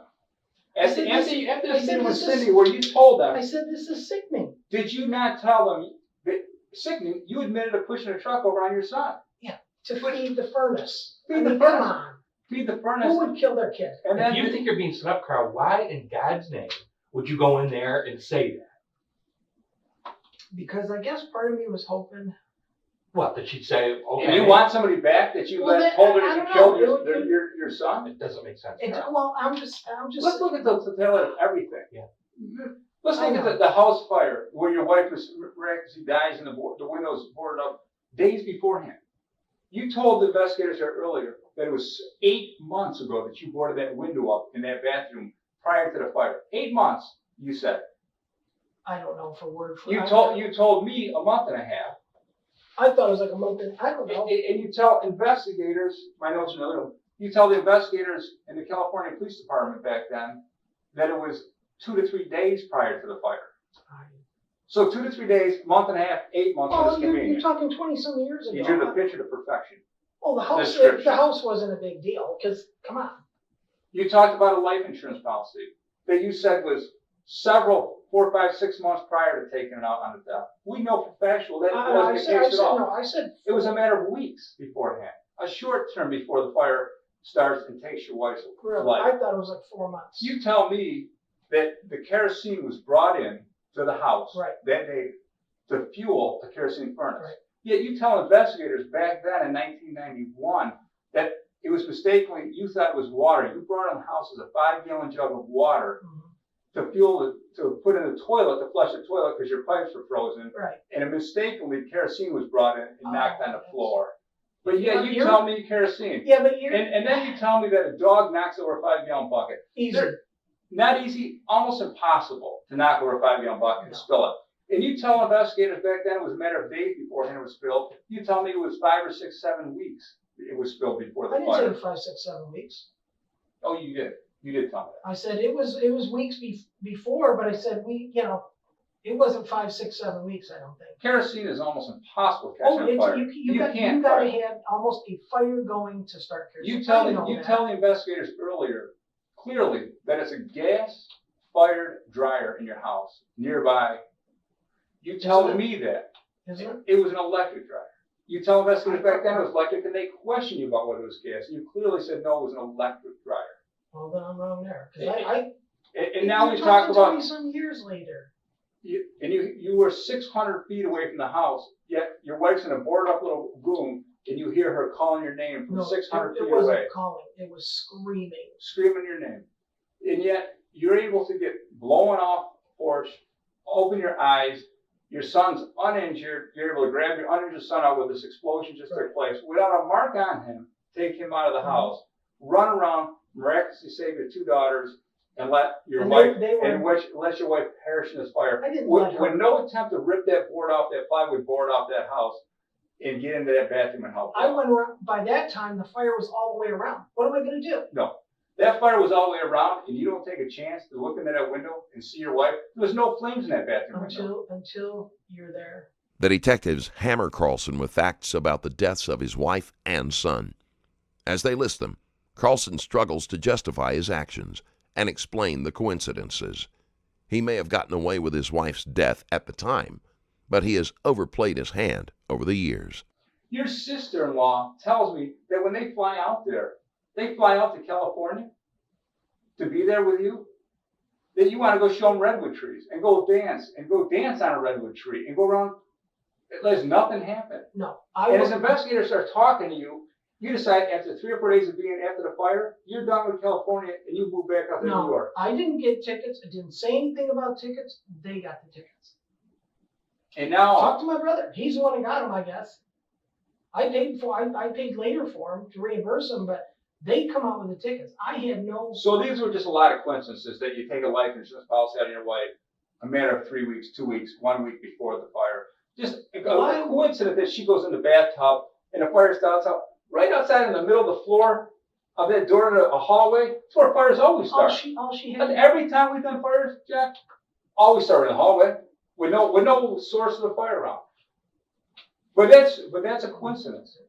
Just total coincidence. You go on, you collect $200,000, $210,000, $215,000. You come back here, you buy your farm. No, I didn't buy a farm. Ultimately, you did. Did you not ultimately buy a farm? You bought a house, and then you ultimately bought your parents' farm. Right, and I paid my dad for it. You sure did. But The ultimately, money I worked for it. Levi, this one son of yours, this black sheep son, the one son that you don't get along with. No, you can't say that. Oh, you're great friends with him? At the end, very much so. So Levi, just total coincidence, takes out a $700,000 life insurance policy and names his father that he doesn't get along with. It's a sole beneficiary. No. And you happen to pay the policy. And his death takes place 1 day before he has to have his physical, which you both know he's not going to pass because of the situation he has with his choking and his throat. You're very familiar with his medical history. So he comes over to your house, you entice him over to your house. I don't entice him over to the house. To pay him money. You're not going to pay him money? Yeah, but I'm not enticing him. It's just what he always done. Levi, come on over. I got $50 for you. Can you come? You're broke, and I got money for you. No, he wasn't broke. He was working at Guardian at the time. So he was flush with money?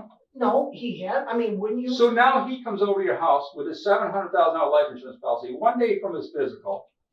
You go out there. I don't know when his physical was. I don't know when it was. You go out there. He gets under this truck that your son, the one you're supposed to love and care for, this is your blood, your flesh and blood.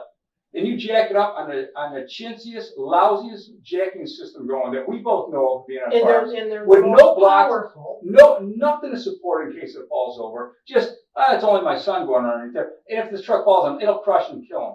But miraculously, the truck falls over on him while you're there, and you say, I wasn't in there when it happened. Well, you might say that, but we both know you were in there. Right. And you then just say, well, the truck's crush him. Oh, I don't want to take advantage of it, but I sure am happy that maybe I leaned up against it and it fell over on him.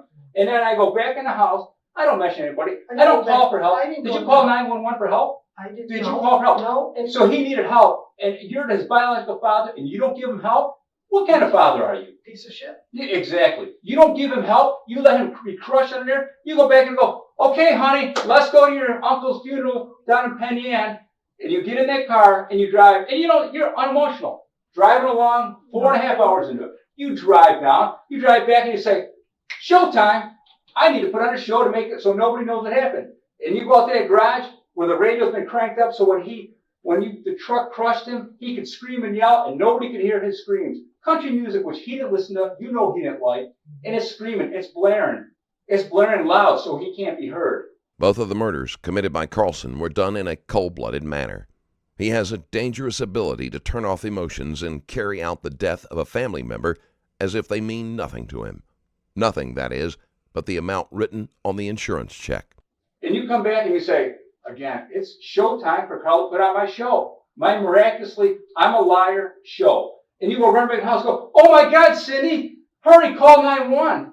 The truck fell over on Karl. Well, you've known that for 4.5 hours, and you want them to come out to your lifeless son's cold, dead body. And then you jack it up, go up in there, jack up. So let's cover you up. Let's jack up. We'll pull him out. We'll talk about the wrench that's clutching his hand. And oh my goodness, he's dead. And I just found out about it. I saw it as soon as we got back. Now it's showtime. Put on the tears, put on the crying. There was no crying for 4.5 hours when he was dead. Now it's showtime for the tears. No problem. Everybody buys it. The police buy it. Cindy buys it. I get within 1 month, I'm adamant. I get my $700,000 policy.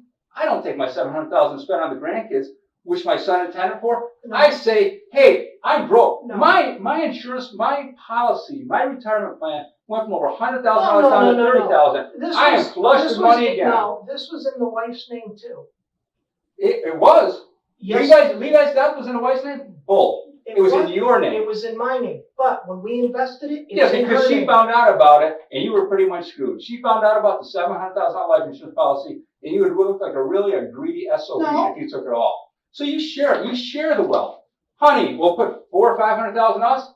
We'll give the grandkids a little something. No, it was her decision she decided how much went in the girls. You ask her that. That was she decided. Oh, so what? You're both greedy? You both need the $400,000 or $500,000, and the grandkids don't need anything. The grandkids' mother doesn't need anything. These girls got to be raised from the time they're 2 and 4 years old, and they get nothing. But Karl says, I can take care of myself. I couldn't take care of it. Levi did not want Cassie to know about it or to get a penny from it. Levi did. And he wanted the grandkids to grow up in squalor, didn't he? He wanted them to grow up in a shit house and a shit crap trailer, living like paupers when their dad had $715,000 in life insurance. So Karl got to build up his little independent life. Because you squandered away like you had your whole life. Doesn't mean that you didn't take it for yourself. You took the money for yourself and put little to nothing in the girl's name. And ultimately, that money was in the girl's name. You had total disregard for that too, because you had no problem taking that money out of it and putting it right back in your pocket. No, I had a problem with it. Oh, really? Where is it? You had such a problem? Is it in the girl's name? The wife. Oh, she took it out? And you didn't take anything? You didn't benefit from it? Oh, we both did. We both did. You did benefit. You benefited $700,000 in the loss of your son. She still got her 100 and some. When do the act stop, Karl, and the truth comes out? When? Is there ever truth with you? Yes. When? It hasn't been seen in the 20-some years we've researched you. Okay. There is no truth.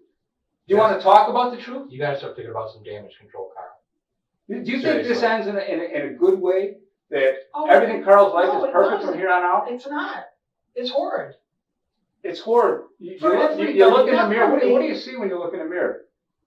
You talk about duplication of that big horse of yours through genetic testing. Would anybody ever want to duplicate you? I hope not. That's 2 of us that agree on that. And I'm sure there's many more. I wish he had a different father. I wish your first wife she had a different husband. You know, she'd be alive now, and Levi'd be alive now. It's a pretty sad picture when you see the 2 of them. Your little baby son Levi with your wife, your first wife. I don't think you have the right to say that. Oh, I think I do. Okay. Karlsen is offended by the detective's words, but he can't look them in the eye. I think I absolutely do. I would do anything for Levi. I'd do anything for Chris. Anything. As long as And they had life insurance policies. I don't give a shit about the money. I made money. You did? Where Yes. was it? Where was it when Levi died in 2008? Where was your money? Ask the wife. You had none. Ask the wife. Your entire retirement plan, you were 45, 47, 48 years old, and you had a whopping $30,000 with no income anymore. Well, And you had to live the rest of your life on it. But I mean, the farm was paid for. The farm was paid for. So Farm- what? What pays the It's what- taxes? What pays the electric, the Yeah, but we gas? still had money coming in. I wasn't on From what? disability. You I was still had working at Guardian. a duck business that was doing nothing, I and gardening to where you hated going to work every day. I didn't hate going to work. Oh, you loved it? But you had a bad back that you So wouldn't have made what? it to work. Why do you think I went there? I loved the job. I really did. Then what happened? Why did you leave it? Because they finally had a computer, they had to put a computer in, and they finally said, I can't work there anymore. They said I can't, Why is that? because I can't get near the machinery motors with They the said that or you said that? Guardian said that. Because I couldn't get near I can't get near electric motors, I can't get near big stereo systems. When I walk through Sears or J.C. Penney's, you know how you walk through the metal things? Going through airline things, I got, You should see yourself when you talk about Levi's death. You should see yourself when you can't even look at me. You look away when you talk about what happened that day when Levi was crushed.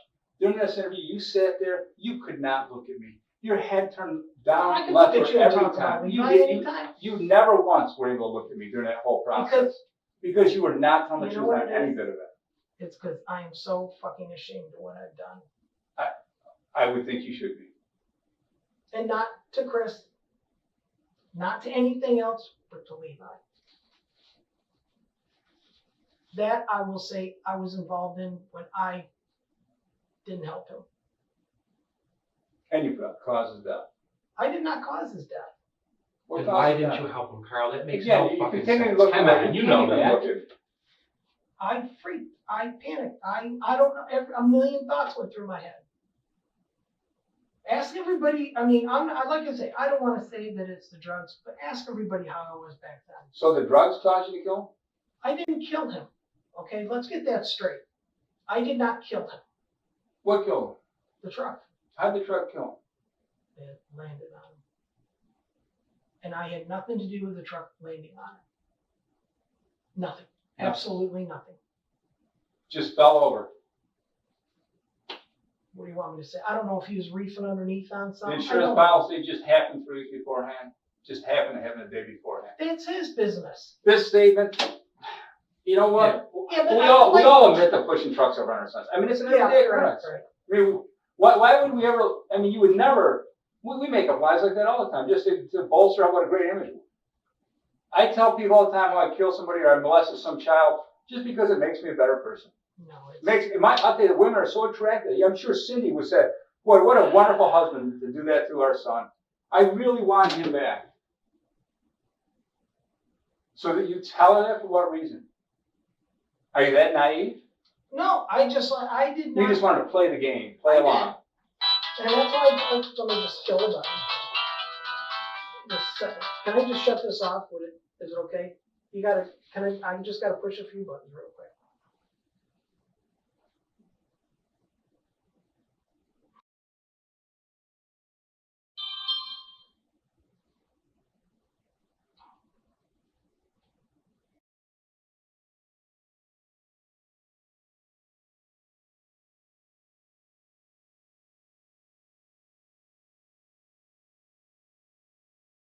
Carl, the bottom line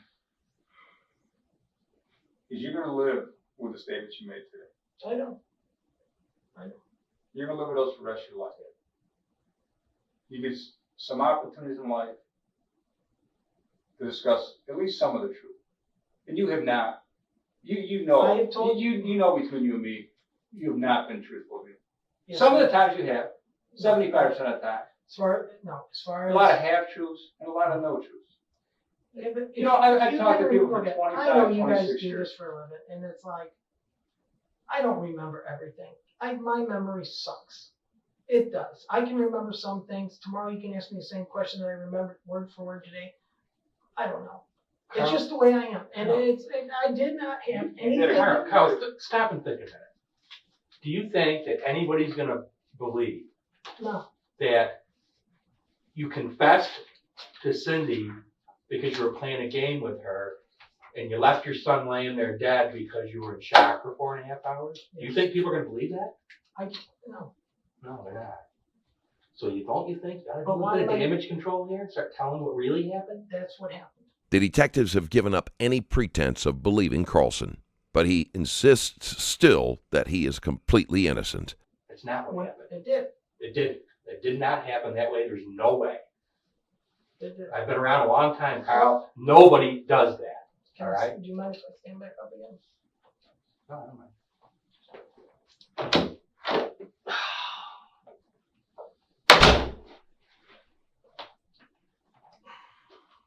Jesus Christ, Carl. Well, I can't tell you something that's not true, sir. Yeah, you can, because you did tell me some stuff that wasn't true, and you admitted it wasn't true. So don't give me that lie. Not. I'm trying to help you, I know, and you're I know. just flaunting it in my face. No, I'm and not. It's kind of irritating me, to be honest Well. with you. You know, I'll go out on a limb for you to try and show that maybe there's some extenuating circumstances here, and you're going to throw this cock and bull story? Come on. No one's going to believe that, Carl. I can be hard pressed to find anybody that would give that any credence at all.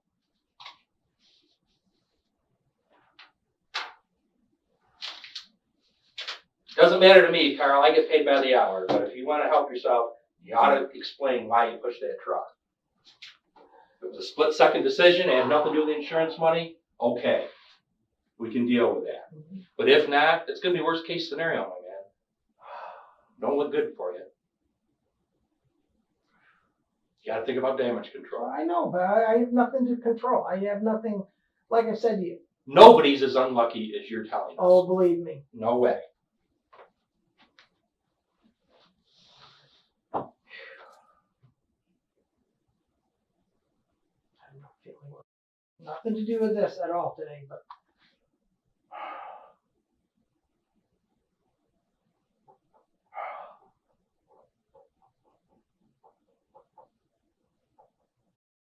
You're not giving me a lot of choices here, Kyle, on how this goes. If you want some consideration, you better start telling the truth.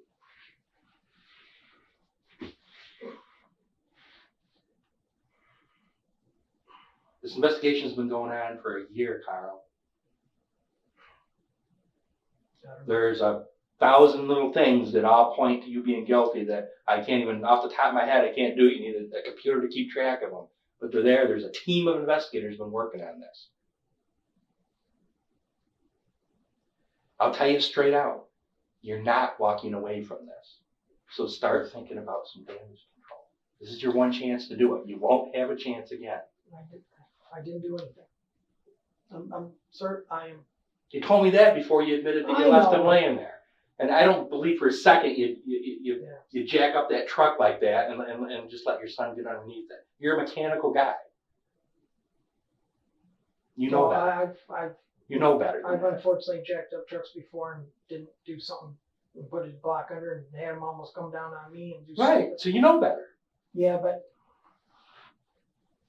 man, I gotta get my medicine. What kind of medicine is it? I got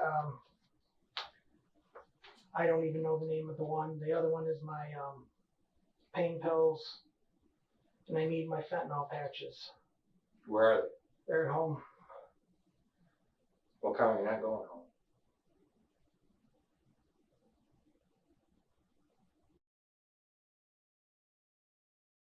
Now, knowing that, I'm not gonna change what I said, sir.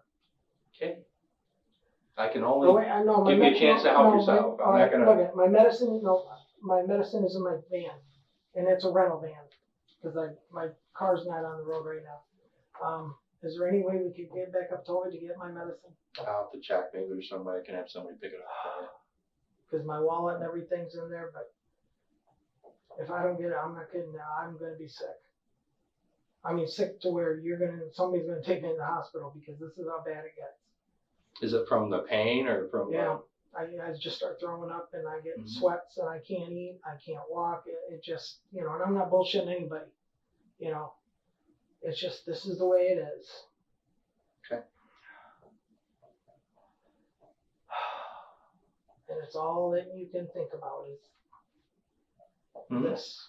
When the pressure becomes too much to bear, Karlsen uses his health to deflect the accusations. What's that? That's all you can think about is the way, I mean, right now, that's all I can think about is the way my body feels. Once I get the medicine in me, things feel better. But right now, it's, Okay. my kneecaps feel like somebody's just smashed them with Well, sledgehammer. why don't you sit down? Well, no, I just have to.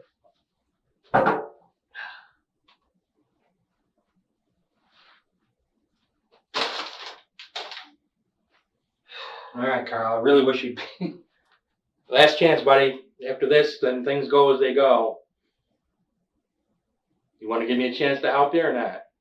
I can't tell you what didn't happen, sir. And I mean it. I don't want you to. But what you told me so far doesn't make any sense at all. And you know it doesn't. I can't do any more than that. And I do apologize.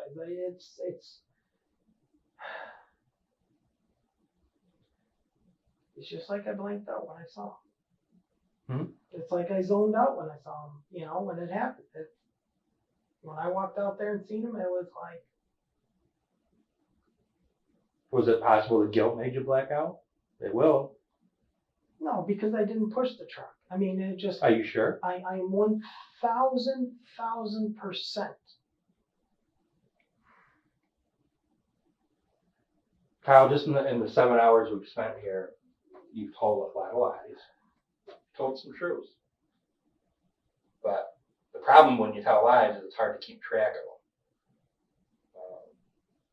99% of what you were asked today, we already knew the answer to. Well, A lot of it was just seeing if you're going to be honest or not. And I'm kind of disappointed, Carl, because you're not being honest. some things I can't remember. It's happened so long. The drugs that you guys don't understand, and I'm not blaming the drugs. Don't get me wrong, but I'm just saying that.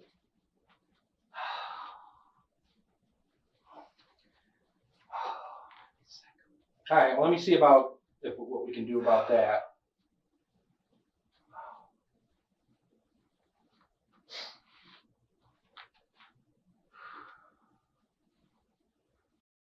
Only got one. I think I got one patch in the truck. I think the other ones are home. And I get more this week. I have to go over. I get them in Clifton Springs. The narcotics I get. The narcotics I have to call in because they only give you a 30-day supply. It's federal law or something.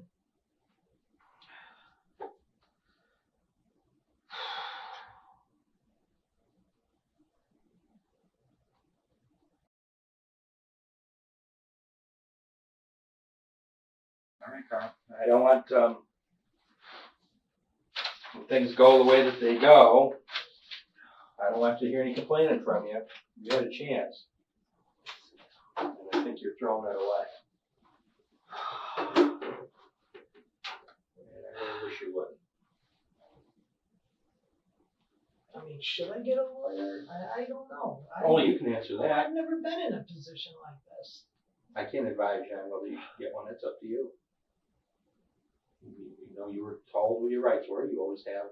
I mean, yeah. I mean, I'm giving you guys the benefit. I mean, you've been fair to me. I'm not saying I can't say a bad thing about you guys. I can't. You know, you're doing your job. You know.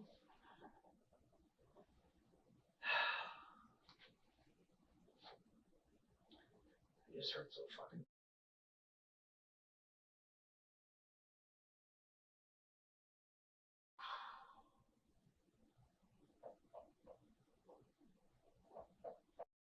Just take for a second. Let me see what we can do.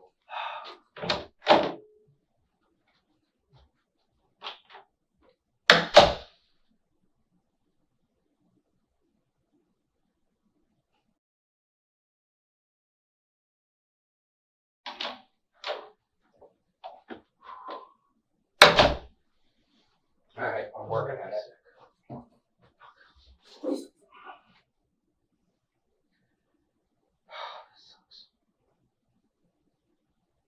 It's like once it wears off, it's just. All right, well, we'll get it out of the way.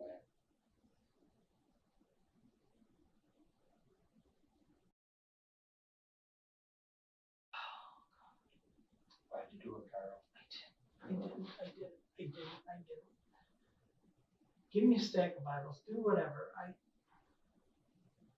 don't need a stack of Bibles to know that what you're telling me doesn't make sense.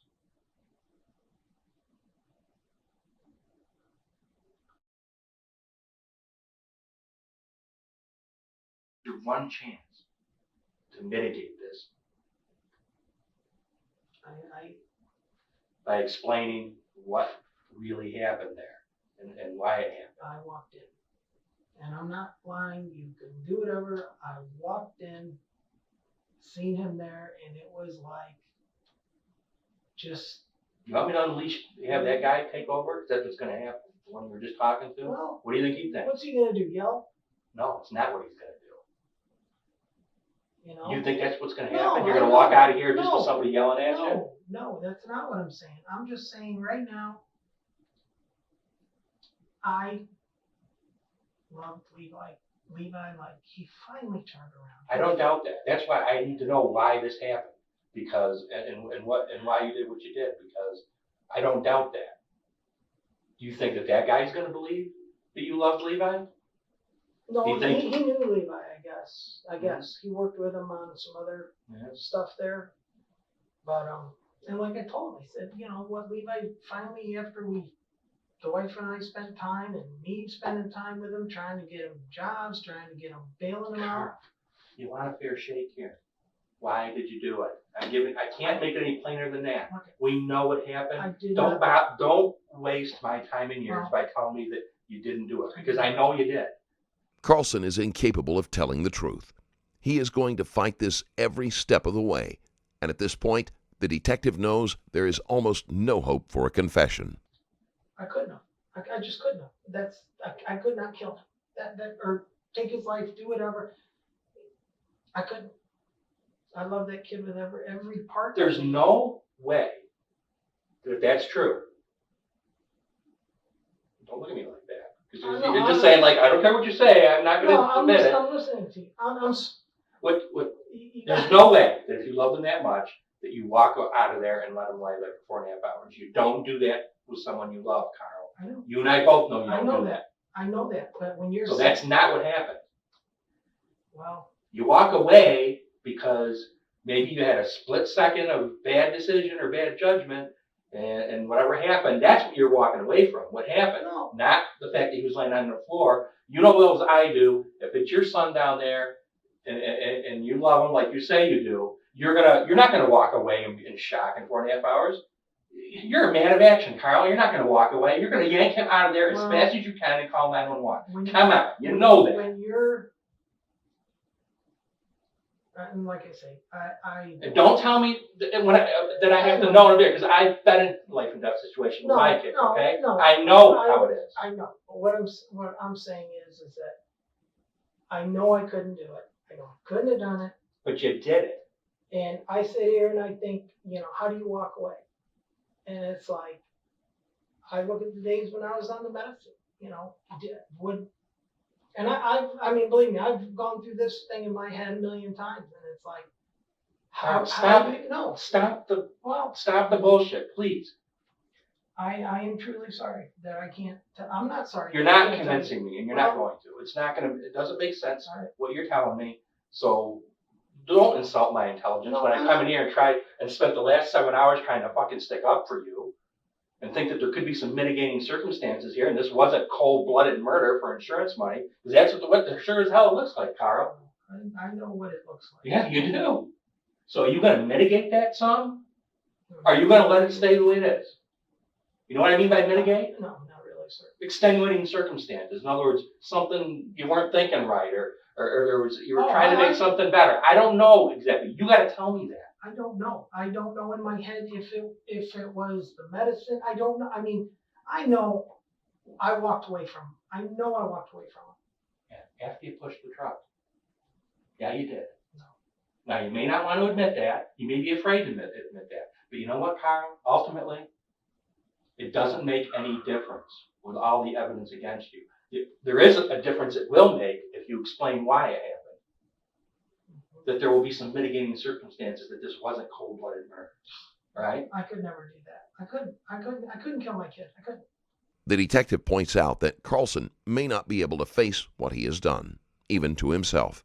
Murderers who are able to get away with their crimes for years at a time have usually managed to compartmentalize those actions almost as if they were done by someone else. I couldn't. So why did you push the truck on him? I didn't. Yeah, you did. I I know you did. did not. You can say that all you want. No one's going to believe it. All right. You know they're not, because you know it's not the truth. The truth's an easy sell. No, I didn't do it. Do you think that's going to help you lying about it? I'm not lying about it. Yes, you are. Carl, you didn't walk away and leave the son that you love so much laying there for 4.5 hours. That doesn't happen. All right? Well, It doesn't. I did. And I don't know why. It just, You don't want to admit it. You're trying to hide from it. But you walked away from there because you did something that you felt you had to walk away from.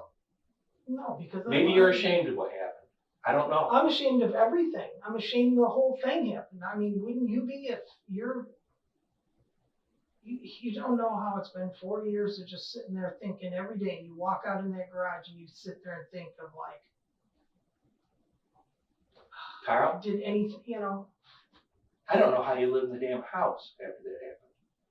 But obviously there's Well- a part of you that can, right? Because you stayed there. Well,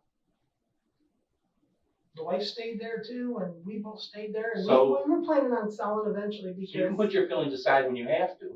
no, I can't. I loved him more than. I'm not saying you didn't. That's why I need to know, and I need to know right now, because this is about ready to end, and it's not going to end well for you. Really, it's not.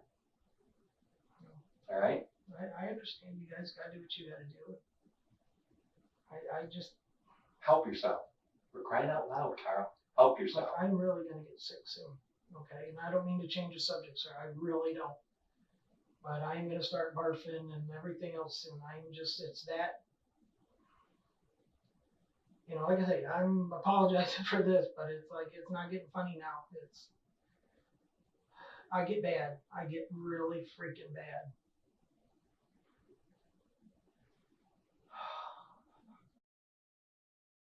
I can't tell you something I didn't do.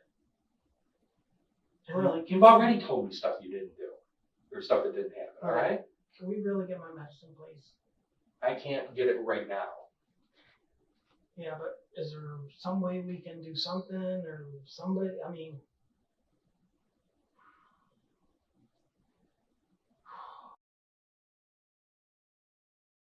You can't even think straight when this is happening. I mean, I'm sorry, you can ask the doctors or whatever, but it's not funny.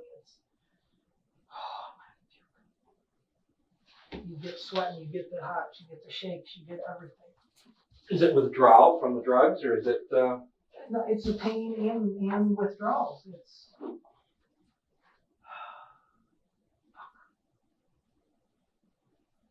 And you can't sleep without it. You shake. It's the worst thing you can't even imagine. Carl, look at me. Yes, sir.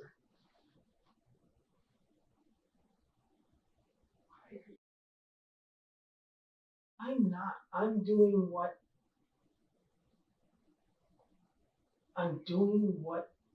is right by me and telling the truth. You told a lot of lies today. And every one of them's going to come back on. Yeah, but lies are what you got, if I say, well, it was 2 or 3 months, or you guys say, well, it's 8, how am I supposed to remember everything from 20 years ago? 30 years ago? Not just about that, Carl. Like what? I'm not going to sit here and go through them all. No, again. I'm not saying.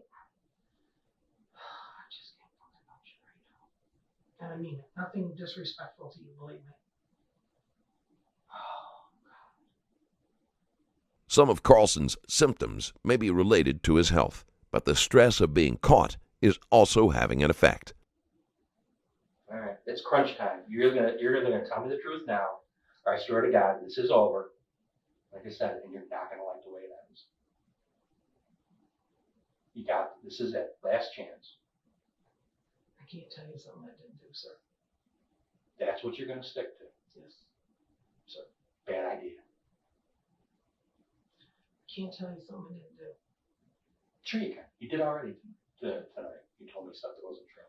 Well, I think I was scared. I'm scared that I think you're scared now. I am. I'm not gonna lie.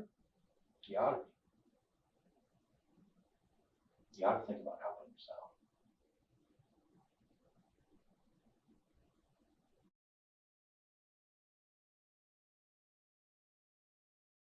Last time, Carl, why did you do it? I didn't do it, sir.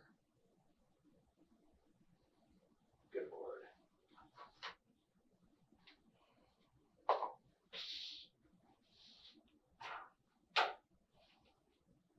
What do I got to say to get you to tell the truth, Carl? What am I doing wrong? Nothing. Why aren't you being honest with me? I am being honest. No, you're not. You know, you can sit there and say that, but you know, I already explained why it's impossible. You don't love your son and leave him there for 4.5 hours, and then when people show up, all of a sudden now you're distraught. That's not human nature, and it's not the way things work, and nobody anywhere is ever going to believe that. So tell the truth. I am. No, you're not. You and I both know you're not. Now, come on.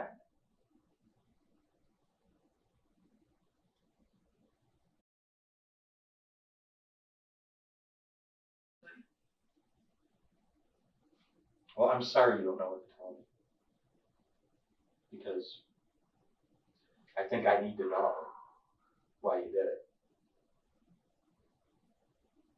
And I think that you have a chance to help yourself in explaining why you did it. You explained it to Cindy. Yeah, you did. A whole bullshit story too. Really? So really. Because that's what people do when they want to bullshit somebody. Is they come up and say, I killed my son, right? You think anybody's going to believe that, Carl? Well, no, they're not. No, it was more. You want to get back with her. First of all, let's stop the bullshit. I did Take the want to- mask off, buddy. I did want Okay, to take get off the mask. I did want to get back with her, yes. Yeah, you did. And you even have told people that you're going to be dating again. No, Yeah, you have, no. because I've got the messages. No, I said that we are trying to get back together, Yeah. and she. So you don't do that and tell people that you're excited about getting back together with your wife, and then go out there and tell her that you killed Levi. I think I was. You don't do that. No, That is the most fucked up thing I have No. heard. And I mean, you really think you're going to sell that to people? No. But I wasn't worried about anybody else. Carl. I don't know what to tell you. Yeah, tell me the fucking truth, Carl. I can't tell you something I didn't do. You know, I'll walk down the road with you. I will. I'll walk down the road. I'll stand by you on this if you are honest about it. Because everybody else that's working this case is pretty much giving up on it. Yeah, but look what happens to me. I'm going to go to jail I don't know what's going to happen to you yet. for something I didn't do. You know, for something I didn't do. I let him down. I walked away. And I lived with that for 4 years. You know, you guys somehow, pulled that out of me. And in a way, it's been a relief. Good. It should be relief. The closest Karlsen is willing to come to the truth is admitting that Levi was dead when he left the barn. Never heard him. Couldn't. You did. Carl, it's all right. Come on. You're that close, man. You're close. Come on. Let it out. Let it out. Let it out. I'll walk with you, man. I'll walk with you.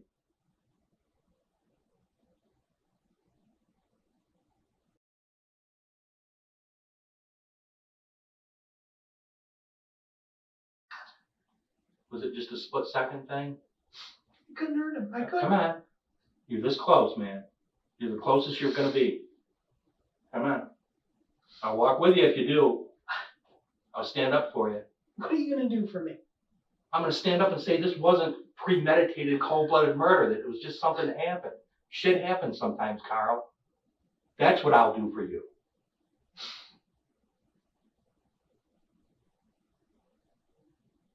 An accident. I opened the truck door Okay. when they did it fucking.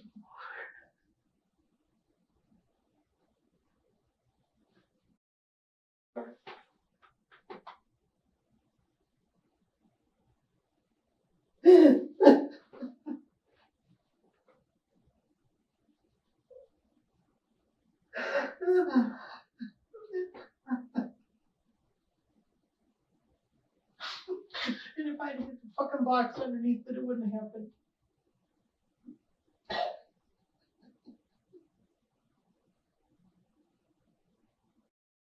Carl, it was an accident. Why'd you try and hide it?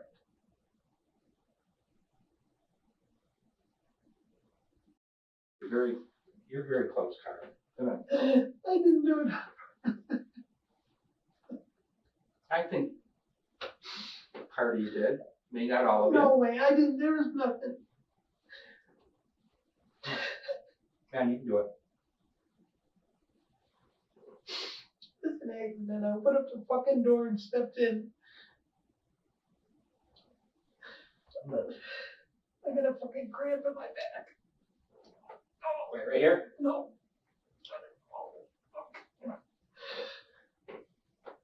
Oh. I can't. Just as it looks like the detective is making progress, Karlsen shifts the attention to his back. I started getting muscle spasms bad. Okay, well, I got somebody working on it. I got somebody working on getting that for you. Let's finish. We're almost done. So you open the car door? I opened the truck door because I had to get inside to move the linkage for the fucking truck. And when I did, it tipped and it just fucking fell over.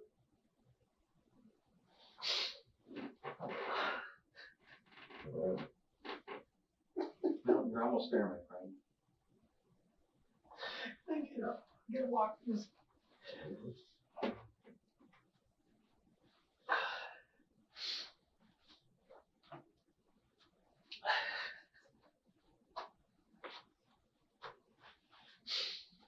I had nothing to do with any of the other things. I don't give a shit how bad it looks.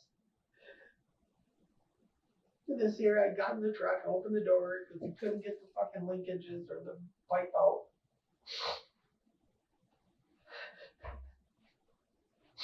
And it was because I stepped in the truck and it just fucking.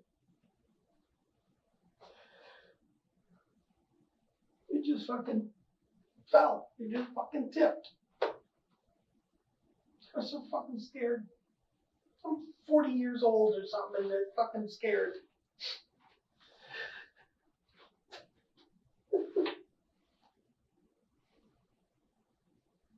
Why? Why would you be fucking scared? I don't know.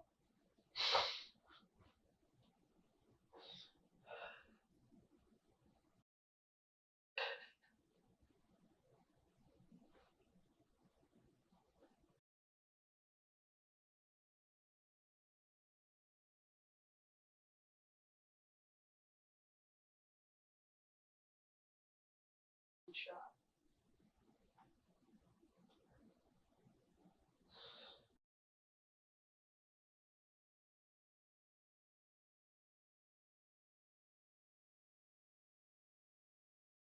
Thank you for telling me that much. There is no more. It wasn't to do with any money or anything. I thought I was helping him out. Get his life together.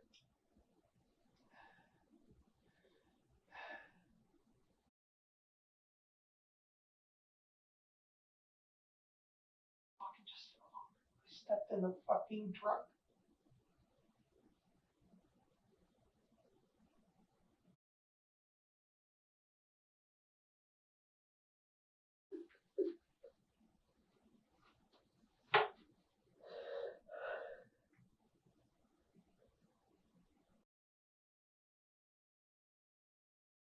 Well, Cindy, he did it because he was a burden. He was never a burden of, not when he got into Guardian and stuff. He was great. I mean, I played along with her, and I did. Carl, I- that's a hell of a thing to I play know, along it's with. sick. It's sick. And it's just exactly what I told. It's exactly what I told my fucking neighbor. I said, this is sick. Now you see, Carl, what's happened? We've gone from he was dead when you walked in there to now that it fell when you opened the door. I know. So take the final step. There is no more. And I swear on anything, I will do anything. I will jump off a fucking bridge. I stepped in the truck and the fucking thing fell. And I was just fucking scared shitless. I don't know why. Carl, you could, come on, you could call 911. I mean, I I'm know, a father. I mean, there's always a chance. You don't just walk away I and know, leave. you just, But I think it still happened for a reason, even if you didn't really, maybe 100% consciously realize it. Maybe he was better off at it. I don't know. no.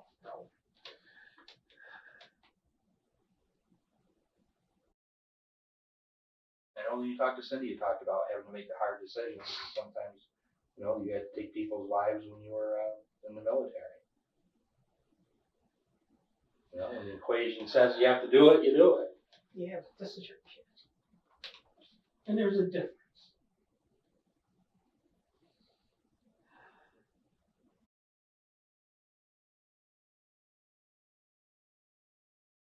Come on, go the distance. That's it. Open the truck door, stepped in the truck, and that bitch fell.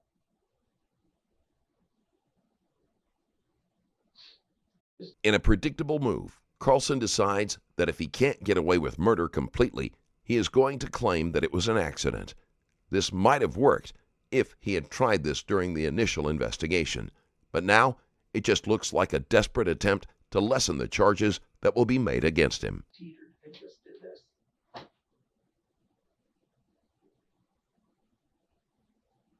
And then again, I still got the same problem, Carl. That you just Well, walked away and left him there. I know.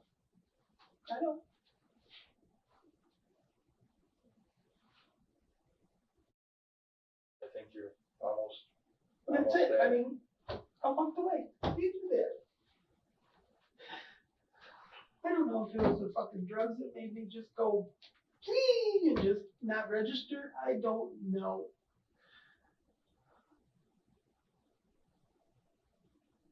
When I pulled him out and I seen his face, it was like it was more than real.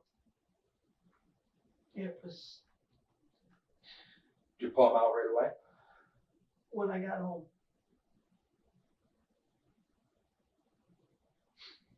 And it was like, it all become real. It became real. It's like putting a face, you see a dead body or something, that's okay, but you see the face, it becomes real.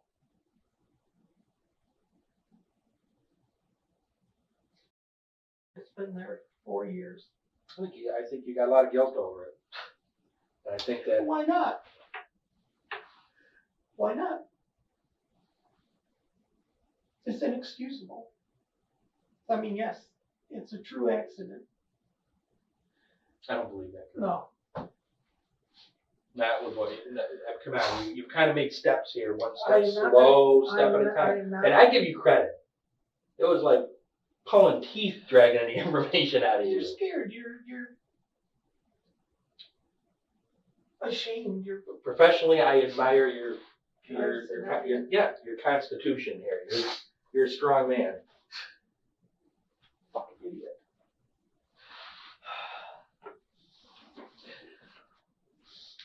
So now explain to me, please. went in the garage and went up in and he was cussing and swearing up a storm, jerking on things, and he said, I can't get this one thing, and I said, well, let me go in, it's 4-wheel drive. And I moved the linkages for the 4-wheel drive, I put it in neutral, I did everything else, and when I stepped in and it, jerking around, it's like the truck just tipped, and it just didn't drop far. It didn't make a bang, it didn't do anything, it just ploop, and it was like, And I knew, I mean, it was on him hard. It was, I mean, he was holding the front end up. And I just fucking, like, Left them there. yeah, I mean, I just sort of zoned out. I don't know what it was. I just zoned out. And when I said, little revelation. Can I talk to you? Talk to me. What's the revelation? Can I move this garbage can?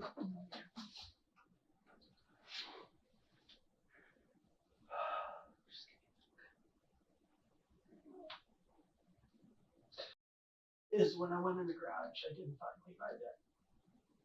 I went in the garage and he was cussing and swearing up a storm that he couldn't get the link or the hydraulic hose out and stuff like that Hydraulic hose out of work. for the truck because he was taking the transmission lines out and the front brake lines out.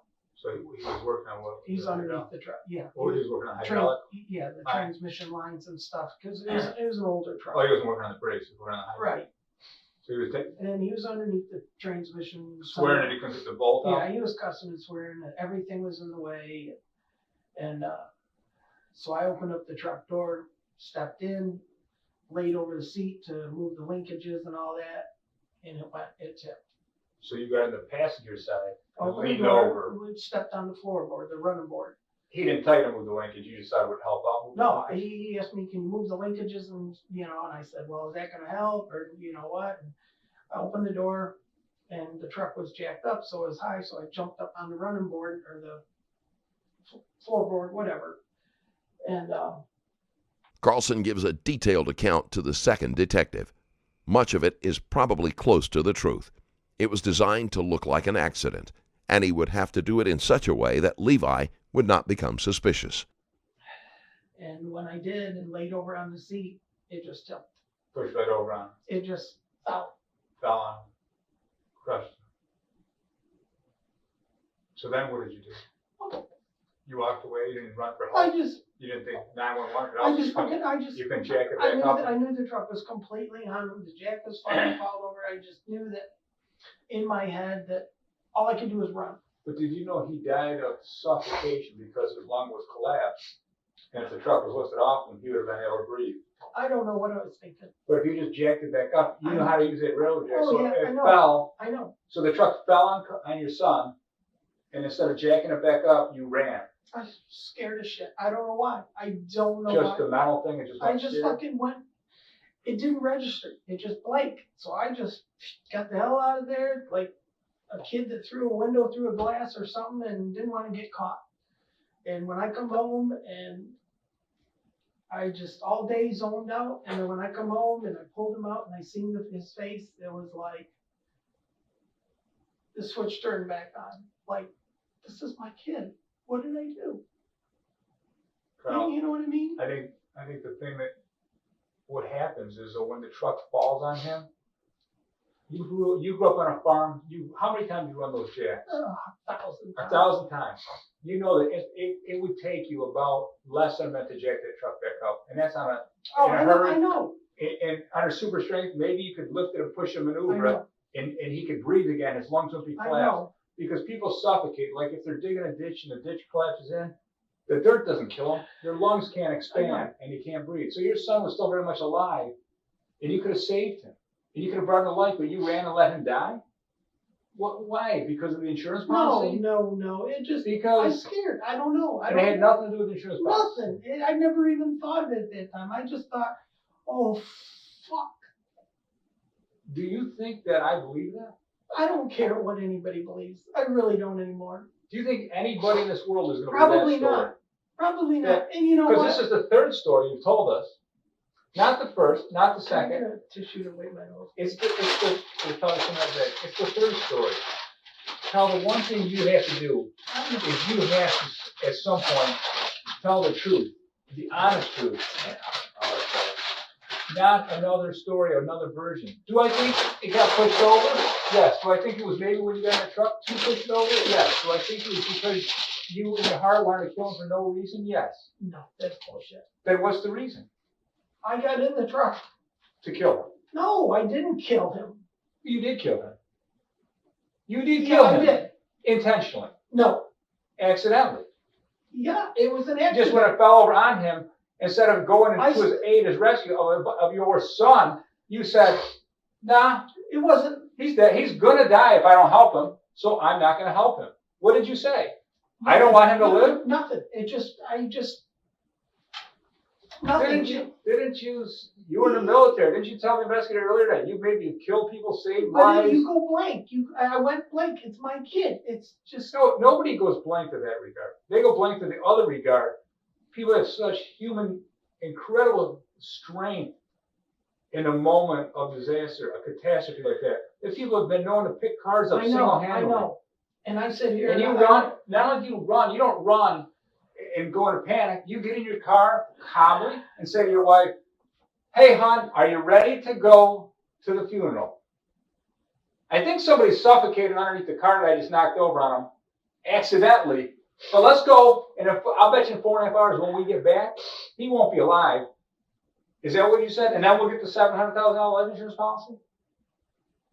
What did you say? You said, okay, Cindy, let's go. I can put on another act like I've been doing to you guys for the last few hours. No, I probably didn't say. And I can put this act on. I probably didn't say 5 words all the way over the whole day. See, this guy here, he believes you.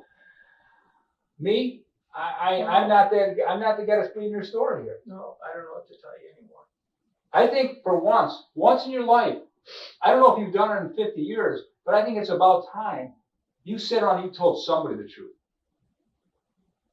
I know that you believe in God, or at least you say you do. No, I do. But you could not look at me in total honesty and tell me that you left your son there dying when you could have helped him, you could have come to his aid, you could have saved him, but you chose not to. You then walked away, got into a car with your wife, calmly and quietly, drove away. 4.5 hours later, you come back from his funeral and say, okay, it's time for me, my son, who's laying underneath that car helpless with nobody come to his aid, and say, I need to now put on an act to make it look like an accident happened while we were gone. I need to fake out the police. I need to fake out everyone. And you said, time for showtime. Is that not what you said? What did you say when it was time for you to put the show on when you got back? When you pulled back in, it wasn't a fucking show. It wasn't a show? What was it? You would have gone for 4.5 hours knowing your son is flailing. Not only is he in such pain and screaming, you turn the radio volume up on a station that he... Oh, no? From what I hear, from what you say, the volume was cranking the country music, which your son never listened to country music. It wasn't cranking loud, that loud. Loud enough to cover noises.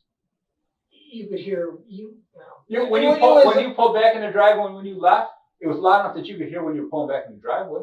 Cindy says, when we opened the door. Why is it so loud? When we opened the door. Over the car doors. Why is that music so loud? Well, let's talk about the music. Why is the music so loud?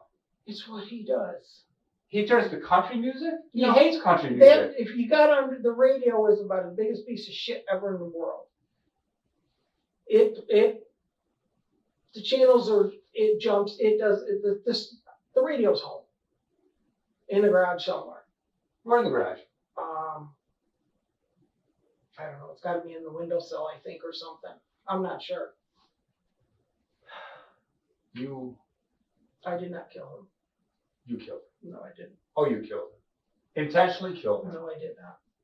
Karl, you killed him, and you pushed that truck over him, and knowing that you could have saved him, knowing that you could have helped him, you never wanted to help him. You never wanted to save him and get that truck off him. The detective pushes himself into Karlsen's personal space, but Karlsen still manages to twist and turn to avoid eye contact when the detective describes how he killed Levi. No. Because $700,000 plus was waiting for you. Who gives a shit about the money? Oh, you very much gave a shit about the money. What does? In fact, you told me how excited you were about this big mare horse you had that was going to make you millions of dollars. Make you millions of dollars. Yeah, but that was. You're a money-driven individual, Karl. Period. Yeah. $700,000 is what you had gained from his death. $200,000 is what you had gained from your wife's death in California. Oh, that was a lot of money for you. Does that replace a wife? Does that replace the kids' mother? No. To you, it was a benefit.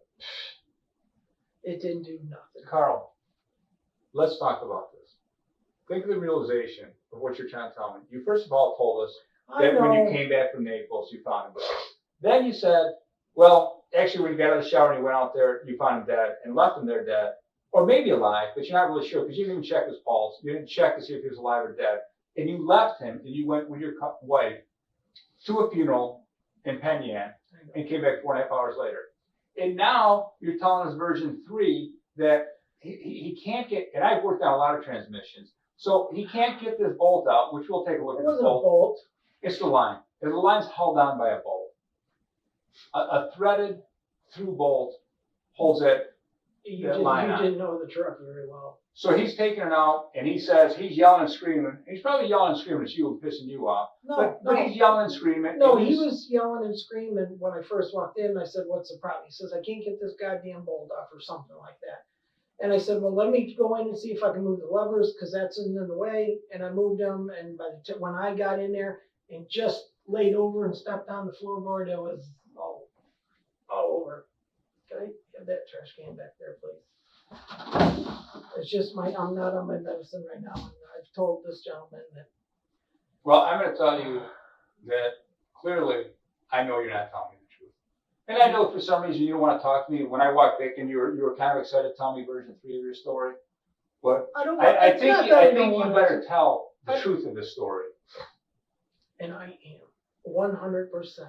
I jumped in. Well, this before it was story. 1,000% and 10,000% or Well, I can keep 4,000%. adding stories to this all night. And Well, let's get to and the it's not. when you're ready to get to the truth. I this think we should this talk. is the truth, and this is my statement. Okay. That's the statement you want to make? Then I think we should get a statement out. That's what he's going to tell you? I mean, there's nothing else. There is nothing else. I didn't kill my son. I didn't kill him for the money. Who gives a shit? He could have put that money into the trust funds if he wanted. He could have put that money anywhere he wanted. It was his call. Carl, It was his call. I think there's some people here who want to believe in you. I think there's And people I- here who want to hear the truth. I think there's people that want to know that there's a little bit something more still that you're not telling us. I think these people do this for a living day in and I day out. know. And I'm I just, think there's probably a side of you that is some good qualities, that people There- see the good qualities well, in you. look at And there. I think you need to understand that this is probably your last opportunity to talk to me for sure, and John a short time. And I think there's more that you want to tell us. I'm confident there's more you want to tell us. I don't know what there would be. I don't know what there would be, sir. Because that is what I did. Those were my actions when I went in there and I jumped in the front seat and it flopped. He could have done whatever he wanted to with that money. He could have done whatever he wanted to with that. No, you can't. Yes, he could have. No, he couldn't. Tony Chrissy asked him what he wanted He to could do. not do whatever he wanted to do. Why? Because when he was dead, the only person that I'm could decide talking when what he to do was with the money was when you. he was alive. He didn't have to do it to us. He could have put it to anybody else. Who else was he going to put it to? He could have done it to with anybody. Why didn't he put it in Cindy's name? Ask him. He could have done Ask it who? with my brother. I mean, Ask who? well, you know what I'm saying. At that time, he could have done it to anybody. Difficult for me to ask him. Right? He could have. He had the choice to put it in. And Tony told him every kind of fund there was to where Cassie could never get to it. And I told her, and I'm like, if he says she can't get to it, she can't get to it. Well, he would not believe it. That's his call. The insurance agent said you were very much involved in where this money went. and how- Well, I know. I just told him whatever he wanted, I will do what I can, and it was opinion. And you paid the I first told premium you I on it. did, yes. And I told my wife I did. And I don't You think told her right away you did? No, I told her after he had passed away that Isn't that interesting? No. 3 weeks beforehand when you took it out, you didn't tell your wife that you I you didn't put the tell my $300. wife a lot of shit when it came to money. So, And she will vouch for that, because that was one of our biggest problems with the marriage. Karlsen did not tell either of his wives key details about their finances, which damaged both relationships. who paid for the life insurance policy on your wife in California? Her and I, she wrote the check. You have a copy of that policy? No, I know I got, You told me you did earlier. You I said know it's I at your know, house. I know I got something there, I think, from it. From what company? I don't know the company. I don't know the companies.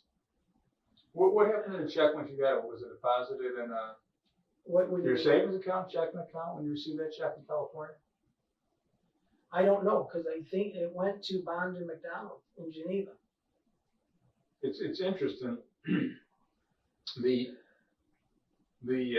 situations you've had occur in your life. Tell me about it.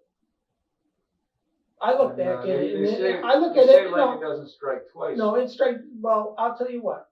When friends get around, and we talk about that, and it's like, there's no way. How can one person have this much shit happen? We have talked about this, Cindy and I, the people, friends, family. It's like, Well, we holy definitely shit. we definitely know of an accurate accounting of your 1996 Dodge mysterious fire that burned up, and you received insurance money from that. I didn't receive anything from that. Well, you got a car that you wanted was paid off. Well, You then had a barn burn up. right, and the Horses car burn up. burned up because of the fuel pump. From what I was understood, this is from what I was understood. Well, let's It continue had on. a crack. It ran down on the catalytic converter when it was running and stuff. So I don't. We got a fire on I. an Air Force vehicle you're driving with a how many megaton warhead or something. It's a brakes. They catch on fire, right? But you put them out, right? Well, me and a bunch of other guys. We have a fire at your house where you had just transferred an insurance claim over from 10 buildings that don't burn just weeks prior to your barn where Right, the horses but are in. it didn't pay the damage. You paid $5,000 for a horse and you insure for $20,000. Yet you tell me you paid $18,000 for that horse. Remember, you specifically told me you paid $18,000. I didn't pay $5,000 for that horse. Yes, you did. No, I didn't. Yes, you did. But I didn't. Can you prove that you paid 18? Can you prove I did? I think we have statements that you said you paid $5,000 for. Now you're telling us To who? 18,000. We'll pull those statements, Carl. But I'm sure we have statements that you said you paid $5,000. It's what the wife don't know won't hurt her. Well, you tell different stories to a lot of different people. So 5,000, 18,000, and you insured a horse for 20,000.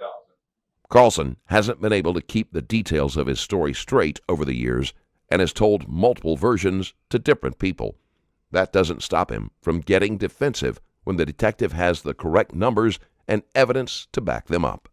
The horse that you were going to breed, that you were all consumed, was going to make you, and you were No, I'm not. millions of What I dollars. said, no, you can. I said if we could duplicate her, or if we could get her studs, selling the semen, and you break it up, one load is worth 10 to 12, 15. You divide it because it doesn't take that much. The vet installs it into the mares. You can get anywhere from 10,000 to 15 to 20 to 30,000 or more per. But you also said the offspring was worth 100,000 per Oh annum. yes. And yet, ultimately, you found out just prior to that fire that horse couldn't breed. No, she could breed. No, It's not. No. I don't think she could breed. yes, she did. She had a baby. Where's that baby? It died. Where's the next baby? It didn't have one because the mare died. She went to Cornell, then the vet come out, and what it was is for a stud to breed a mare, he has to have two things: the scent from the mare, and she has to be in heat, which is ovulating. The mare was in heat. She didn't have the scent. He got pissed off one day and beat the piss out of the mare because without that scent, he won't have a hard on. And it wasn't happening. We called the vet in. The vet gave me a jar of this stuff I had to inject her with. And she said specifically, do not let a female get near the shit. So I injected her, took her up to an Amish guy. He bred it with his stud. I wasn't happy with it, but it was a stud. I mean, a good breeding line. And she got pregnant.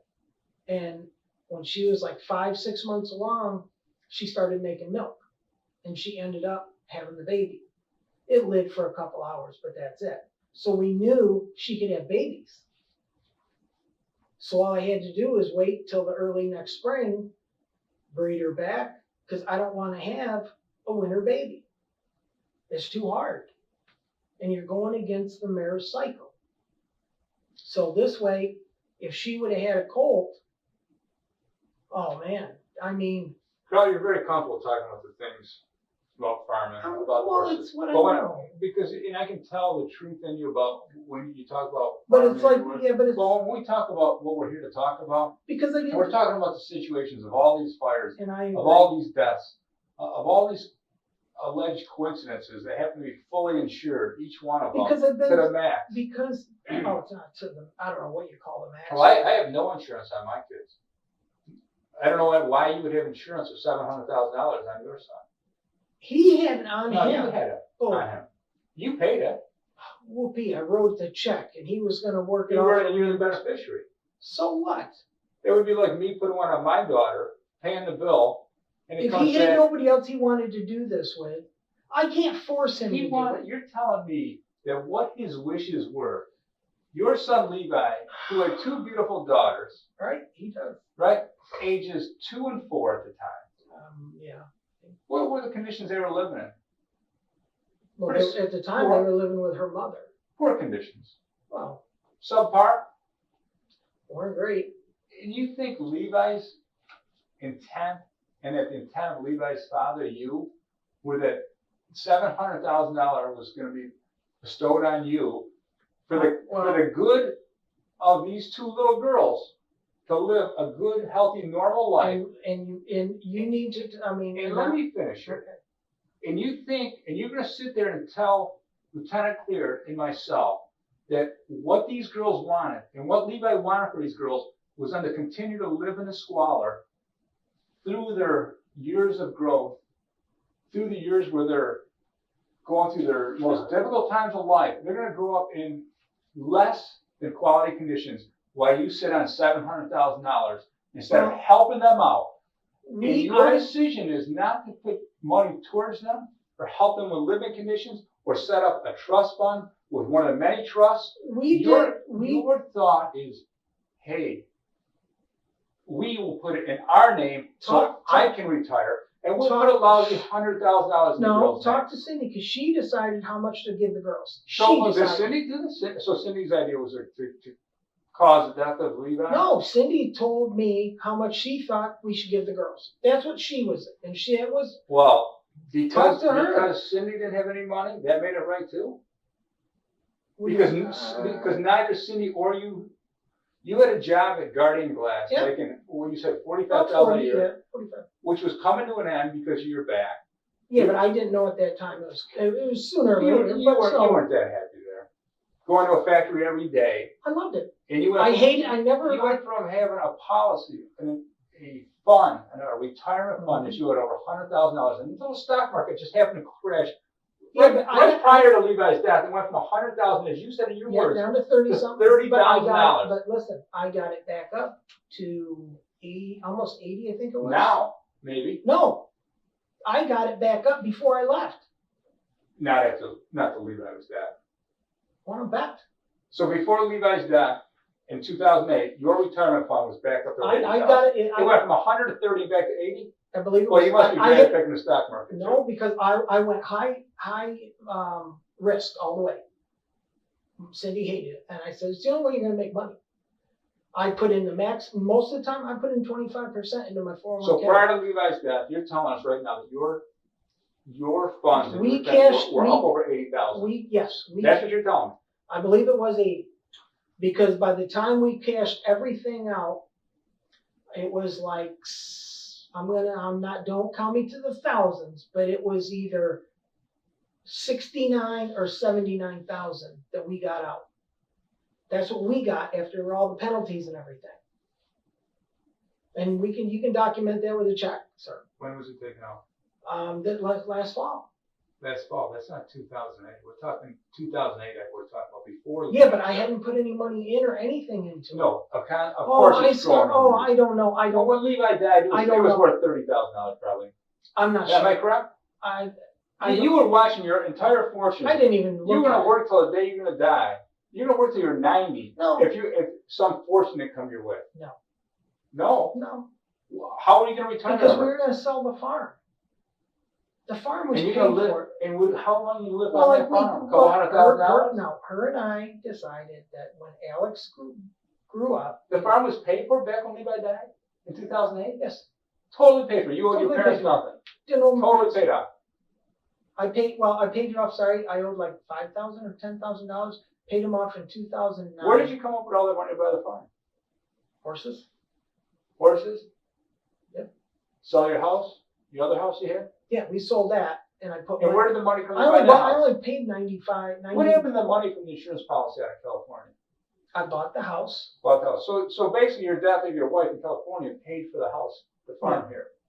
No, well, Indirectly. it went into it, yeah. Yes. But then I had to pay 60-some thousand to the people out there. I had to pay for all the lawyers here, the lawyers out there. What else? I don't know, whatever else. Carl, you know, I'm gonna go out to get a statement for him, so the fact clerk can finish taking the statement All right. from you. Let me get his paper. I'm not gonna call you a liar. I'm gonna tell you that you're as untruthful as any person I've ever met. And attempt to be more manipulative. And to do what you did to your son and try to tell us 3 different versions of it without still telling us the truth shows me who you really are.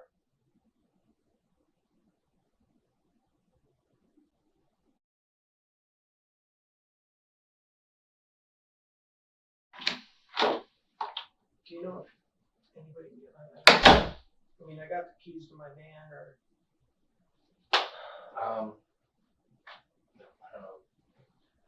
I let him know I mean- about it.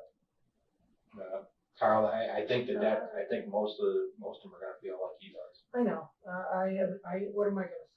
I think you ought to just take the last step. You're almost there. Would you mind, can I get more water or even just fill up a cup or something? I don't need, just something without the medicine, I dry out. Okay.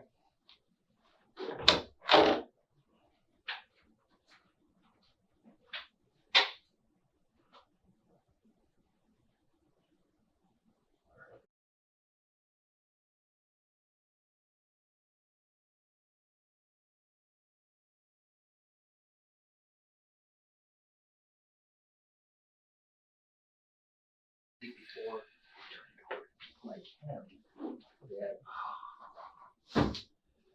we should talk about why that truck fell.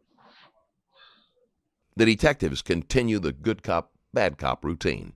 Karlsen is cracking, but will it be enough to break him down completely? I wanted to remind you once again, my new merch shop is up. StrangerLabel.com is full of relatable designs like the unstable and the mentally checked out t-shirts, as well as other cool items like the all-seeing beanie and the stranger socks.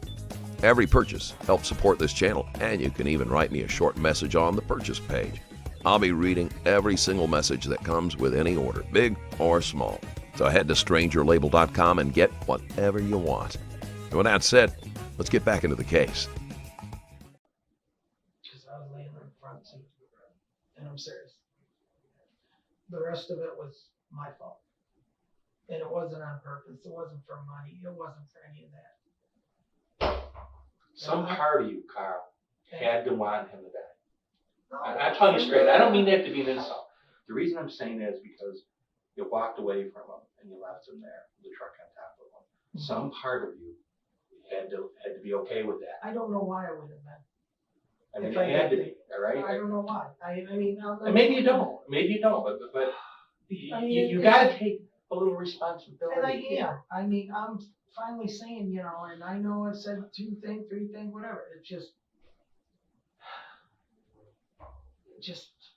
opening that fucking door, man. Thank you, sir. Thank you. You want me? Quick word with you. Okay. All right. You all set? Yeah. Okay.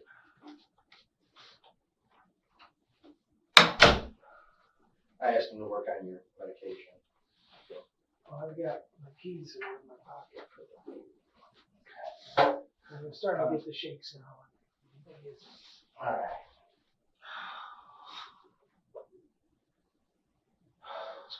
Karl, K-A-R-L, and your middle initial, Carl? H. Karlsen, K-A-R-L-S-E-N, right? Correct. Your date of birth? 1/17/60. 60? 60. They're from the same generation. Are we? Yeah, I was born in '58. And what's your street address there? 885 Yale Farm Road. I don't mean to yawn and make light of things. Is that oh, that's all right. It's just not. I'm gonna fall asleep. It Alright. just wait. I mean, I don't mean to. Is that a Romulus mailing address? Yes. Just bear with me because I go through a lot of shit now. Is that railroad jack still out there, Carl? No. I think my brothers, when my dad died, they got all the tools and everything, and they had. I think they sold a lot of the stuff. But the radio's still out there as far as you know? I think so. I'm not. Papers like with the insurance and all that shit. They're through the house, and I mean, you don't want to go in my house. I got papers knee high to a. Well, what's your phone number, Carl? It's just my cell, 315-651-1157. This is a statement form, Carl. This is a sworn statement. You have to tell the truth on this. Okay. All right. Why don't you write your account of what happened that day? Okay. You can start off in November, 2008. You remember the day? The 20th. The 20th. Yeah, I think. Yeah, the 20th. Don't mind me writing. It's not gonna be pretty. Oh, do your best. Just do it so I can read it.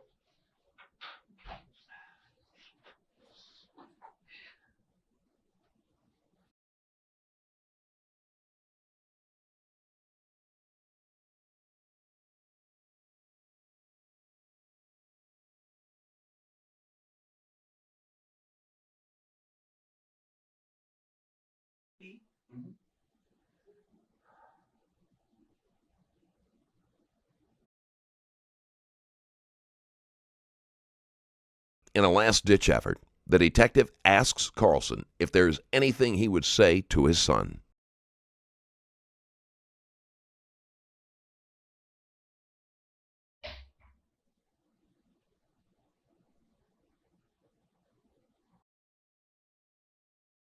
There's something you think you should apologize for? This is not a bad place to do it. If you want to write an apology to Levi after you state what happened. I mean, are you sorry what happened, Carl? I mean, yeah. how do you walk away? I mean, how do you? That's the hard part. Okay, that's the hang up I here. know, and I understand that, and it's like. Because the brutal truth, And this is. the brutal truth is you did kill him. Whatever your intent was, the action you took caused the truck to fall on him. The action and then the inaction of leaving them there. Right. Okay, so Contributed or whatever. Yeah. And it was like, but like I say, it's like. Yeah, and I still think there's a little bit more you're not telling me. I mean, It's just like. I hate to see it come this far and not go the distance. You blink out. I blink. It's like I've never had. Do you not remember? I never had a feeling like that. It's just like. Like we explored before, Kyle. Is there some part of you that wanted him to die there? No. You think so? No, Because I think so. I don't. I think that's part of walking away. And let's face up to it. Let's have the courage to I don't face it. think so. I don't think why. I don't know why I would think that, because he turned his life around. Maybe if it was 3 years earlier, I'd have been like, oh, you deserve what you get, or something. Okay. Sadly. But it's like he turned around. I mean, we spent so much time. Maybe part of your mind was still focused on that stuff in the past. But it's like, and like I said, I don't want to come back to all the medicine I was on. But anybody will tell you they knew me back then. I wasn't me. I was in left field and beyond 2 miles more. And I wasn't me. I was a totally different person. I don't think any of us the same person years later. No, but I mean, when you add all the morphine or the methadone and everything else that I was taking and the volume I was taking, I would zone out. I would zone out. So you think that And- like 3 years earlier, there would have been some justification that maybe, No, He I doesn't need mean, to be during here. that whole time that, because You you know. just told me that 3 years ago, you would have been like, yeah, maybe he had it coming. no, I mean, well, no, I don't know. It's more from 2004, I think, don't count me out. Oh, I'm not gonna hold you to the 2004 exact to times. 2009 or so, I was more than heavily sedated. Way more than what I ever should have been. And I knew I should have slowed down, but it was like, it took the pain away. Well, you know what? It also can take inhibitions away. And And, maybe you did something you wouldn't normally do, Carl. and it's like, Do you think that's possible? You think you did, that maybe did something that you wouldn't normally do? I wouldn't want, all I can say is, I don't know. Okay, that's fair enough. Because it's like, and like I say, everybody looking at me back then was like, yeah, you are fucking wasted. And it was like, things didn't register to me. Nothing mattered to me. I mean, you could yell at me all day long. I'd still look at the back of your head. And I'm sitting here. It's just, I would fall asleep standing up. My kids would be in the house and they're looking directly through me. Or I'm looking through them. And it's like, Dad, go to bed. And Carl, you just told me you might have done something you wouldn't normally do. And I don't know. so I really think, yeah, you're telling me you I know. don't know. I mean, I'm not saying, I know I mean, in you my went from heart. no way to I No, don't I know. know in no way in my heart. I don't think that maybe you don't know. I know in no way that I would intentionally ever do something like that. Karlsen only hesitates to fully blame the medication because if he does, he will have to admit that he killed his son. He is trying to keep as many options open as possible for his defense team to use. But you did walk away, Kyle, and there's some intent there. Well, and that's where. I just want you to come clean, so I can, when I have to talk to other people, and I have to, eventually I'm gonna have to talk to your family members.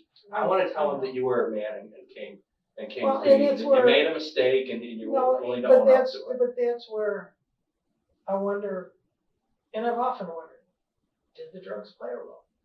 Because I wasn't me. I mean, seriously. I mean, they use the methadone to get heroin addicts clean. And did it? I don't know. So maybe it wasn't, and I'll call it, for lack of a better way to explain it, the good Carl and the bad Carl. Maybe the bad Carl did it. But it's like, You think that's possible? well, how people that are on drugs, they kill people, and it's like, and they don't remember it. Yeah. And it's like, I'm not saying it's like that. I'm just saying, But it could. I don't know. Okay. I mean, the more I sit and think about it, and the more, and my head's going through a million thoughts, and you, just like yours. And it's like, and I've thought of this for 4 years, and it's like, and that's why a big part of me went to this new pain doctor, because I couldn't function. Yeah, because I think. I hit, you don't know how many times I come close to hitting cars head on. And my Cindy will tell you, she didn't want Alex riding with me anymore. I think part of you, Carl, really I don't know. really is having a hard time with what happened that day. Oh, the whole part of me's having a hard time. But I think there's a deep down part of you that really has a hard time. I mean, because I guess in some ways it's a blank. In some ways, you know what I'm saying? Mm-hmm. It's like you get a concussion. Did you remember how you got it? Hell no. I don't know. Okay. I just. Okay. Well, go ahead. I didn't mean to interrupt you. It's all right. I'm just. Yeah, go ahead. Things aren't.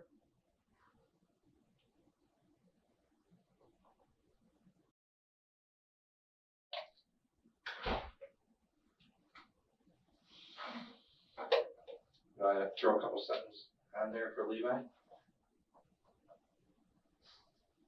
would you like to say to him? He knows what I've said.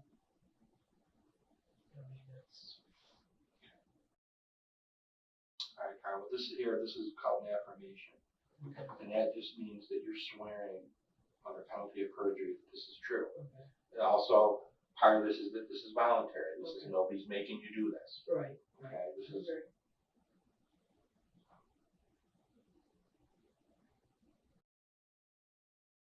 What it says is a crime punishable as a Class A misdemeanor under the laws of New York State for a person injured by a written instrument to knowingly make a false statement, or to make a statement which such person does not believe to be a true, affirmed under penalty of perjury this 23rd day of November 2012. Section 21045 of the part says you can't make false statements, okay? So if you sign it, date right there, as long as it's all true. Sign it, date. Do you need my middle initial or? However you normally sign your papers, Carl.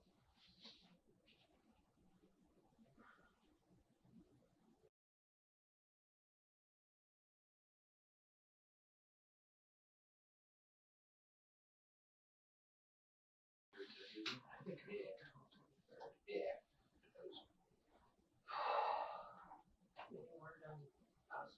I'm gonna check on that for you just a second.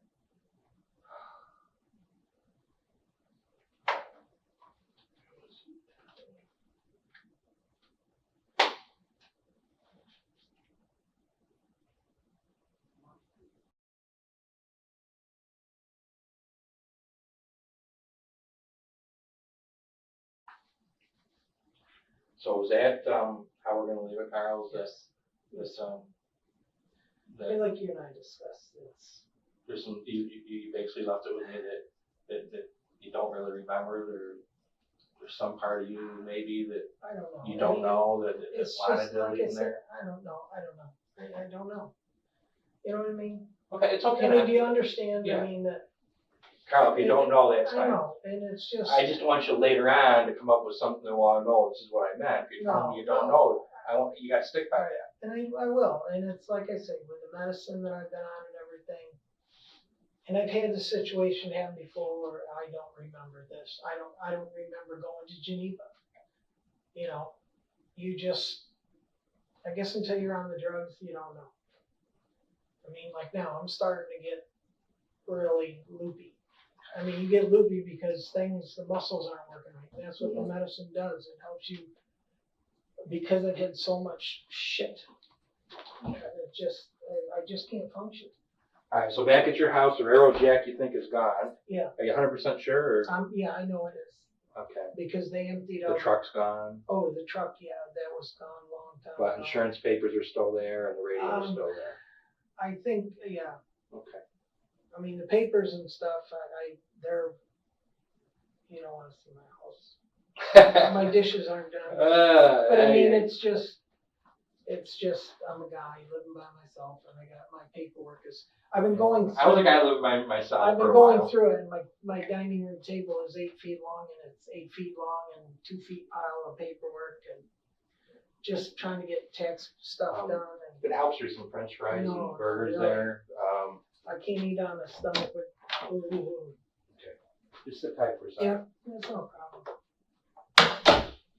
Karlsen finishes up the interrogation no closer to accepting responsibility for Levi's death than when he first entered the room. Whatever remorse he may have is buried deeply under his instinct for self-preservation. In 2013, Karlsen was sentenced to 15 years to life in prison for second-degree murder in the 2008 death of his 23-year-old son Levi. In 2020, Karlsen was convicted of first-degree murder for the death of his wife Christine. He was sentenced to life in prison without the possibility of parole. Hopefully you enjoyed the video. If you did, there is a Patreon link in the description where you can support the channel further. Thank you for watching. I'll see you in the next one.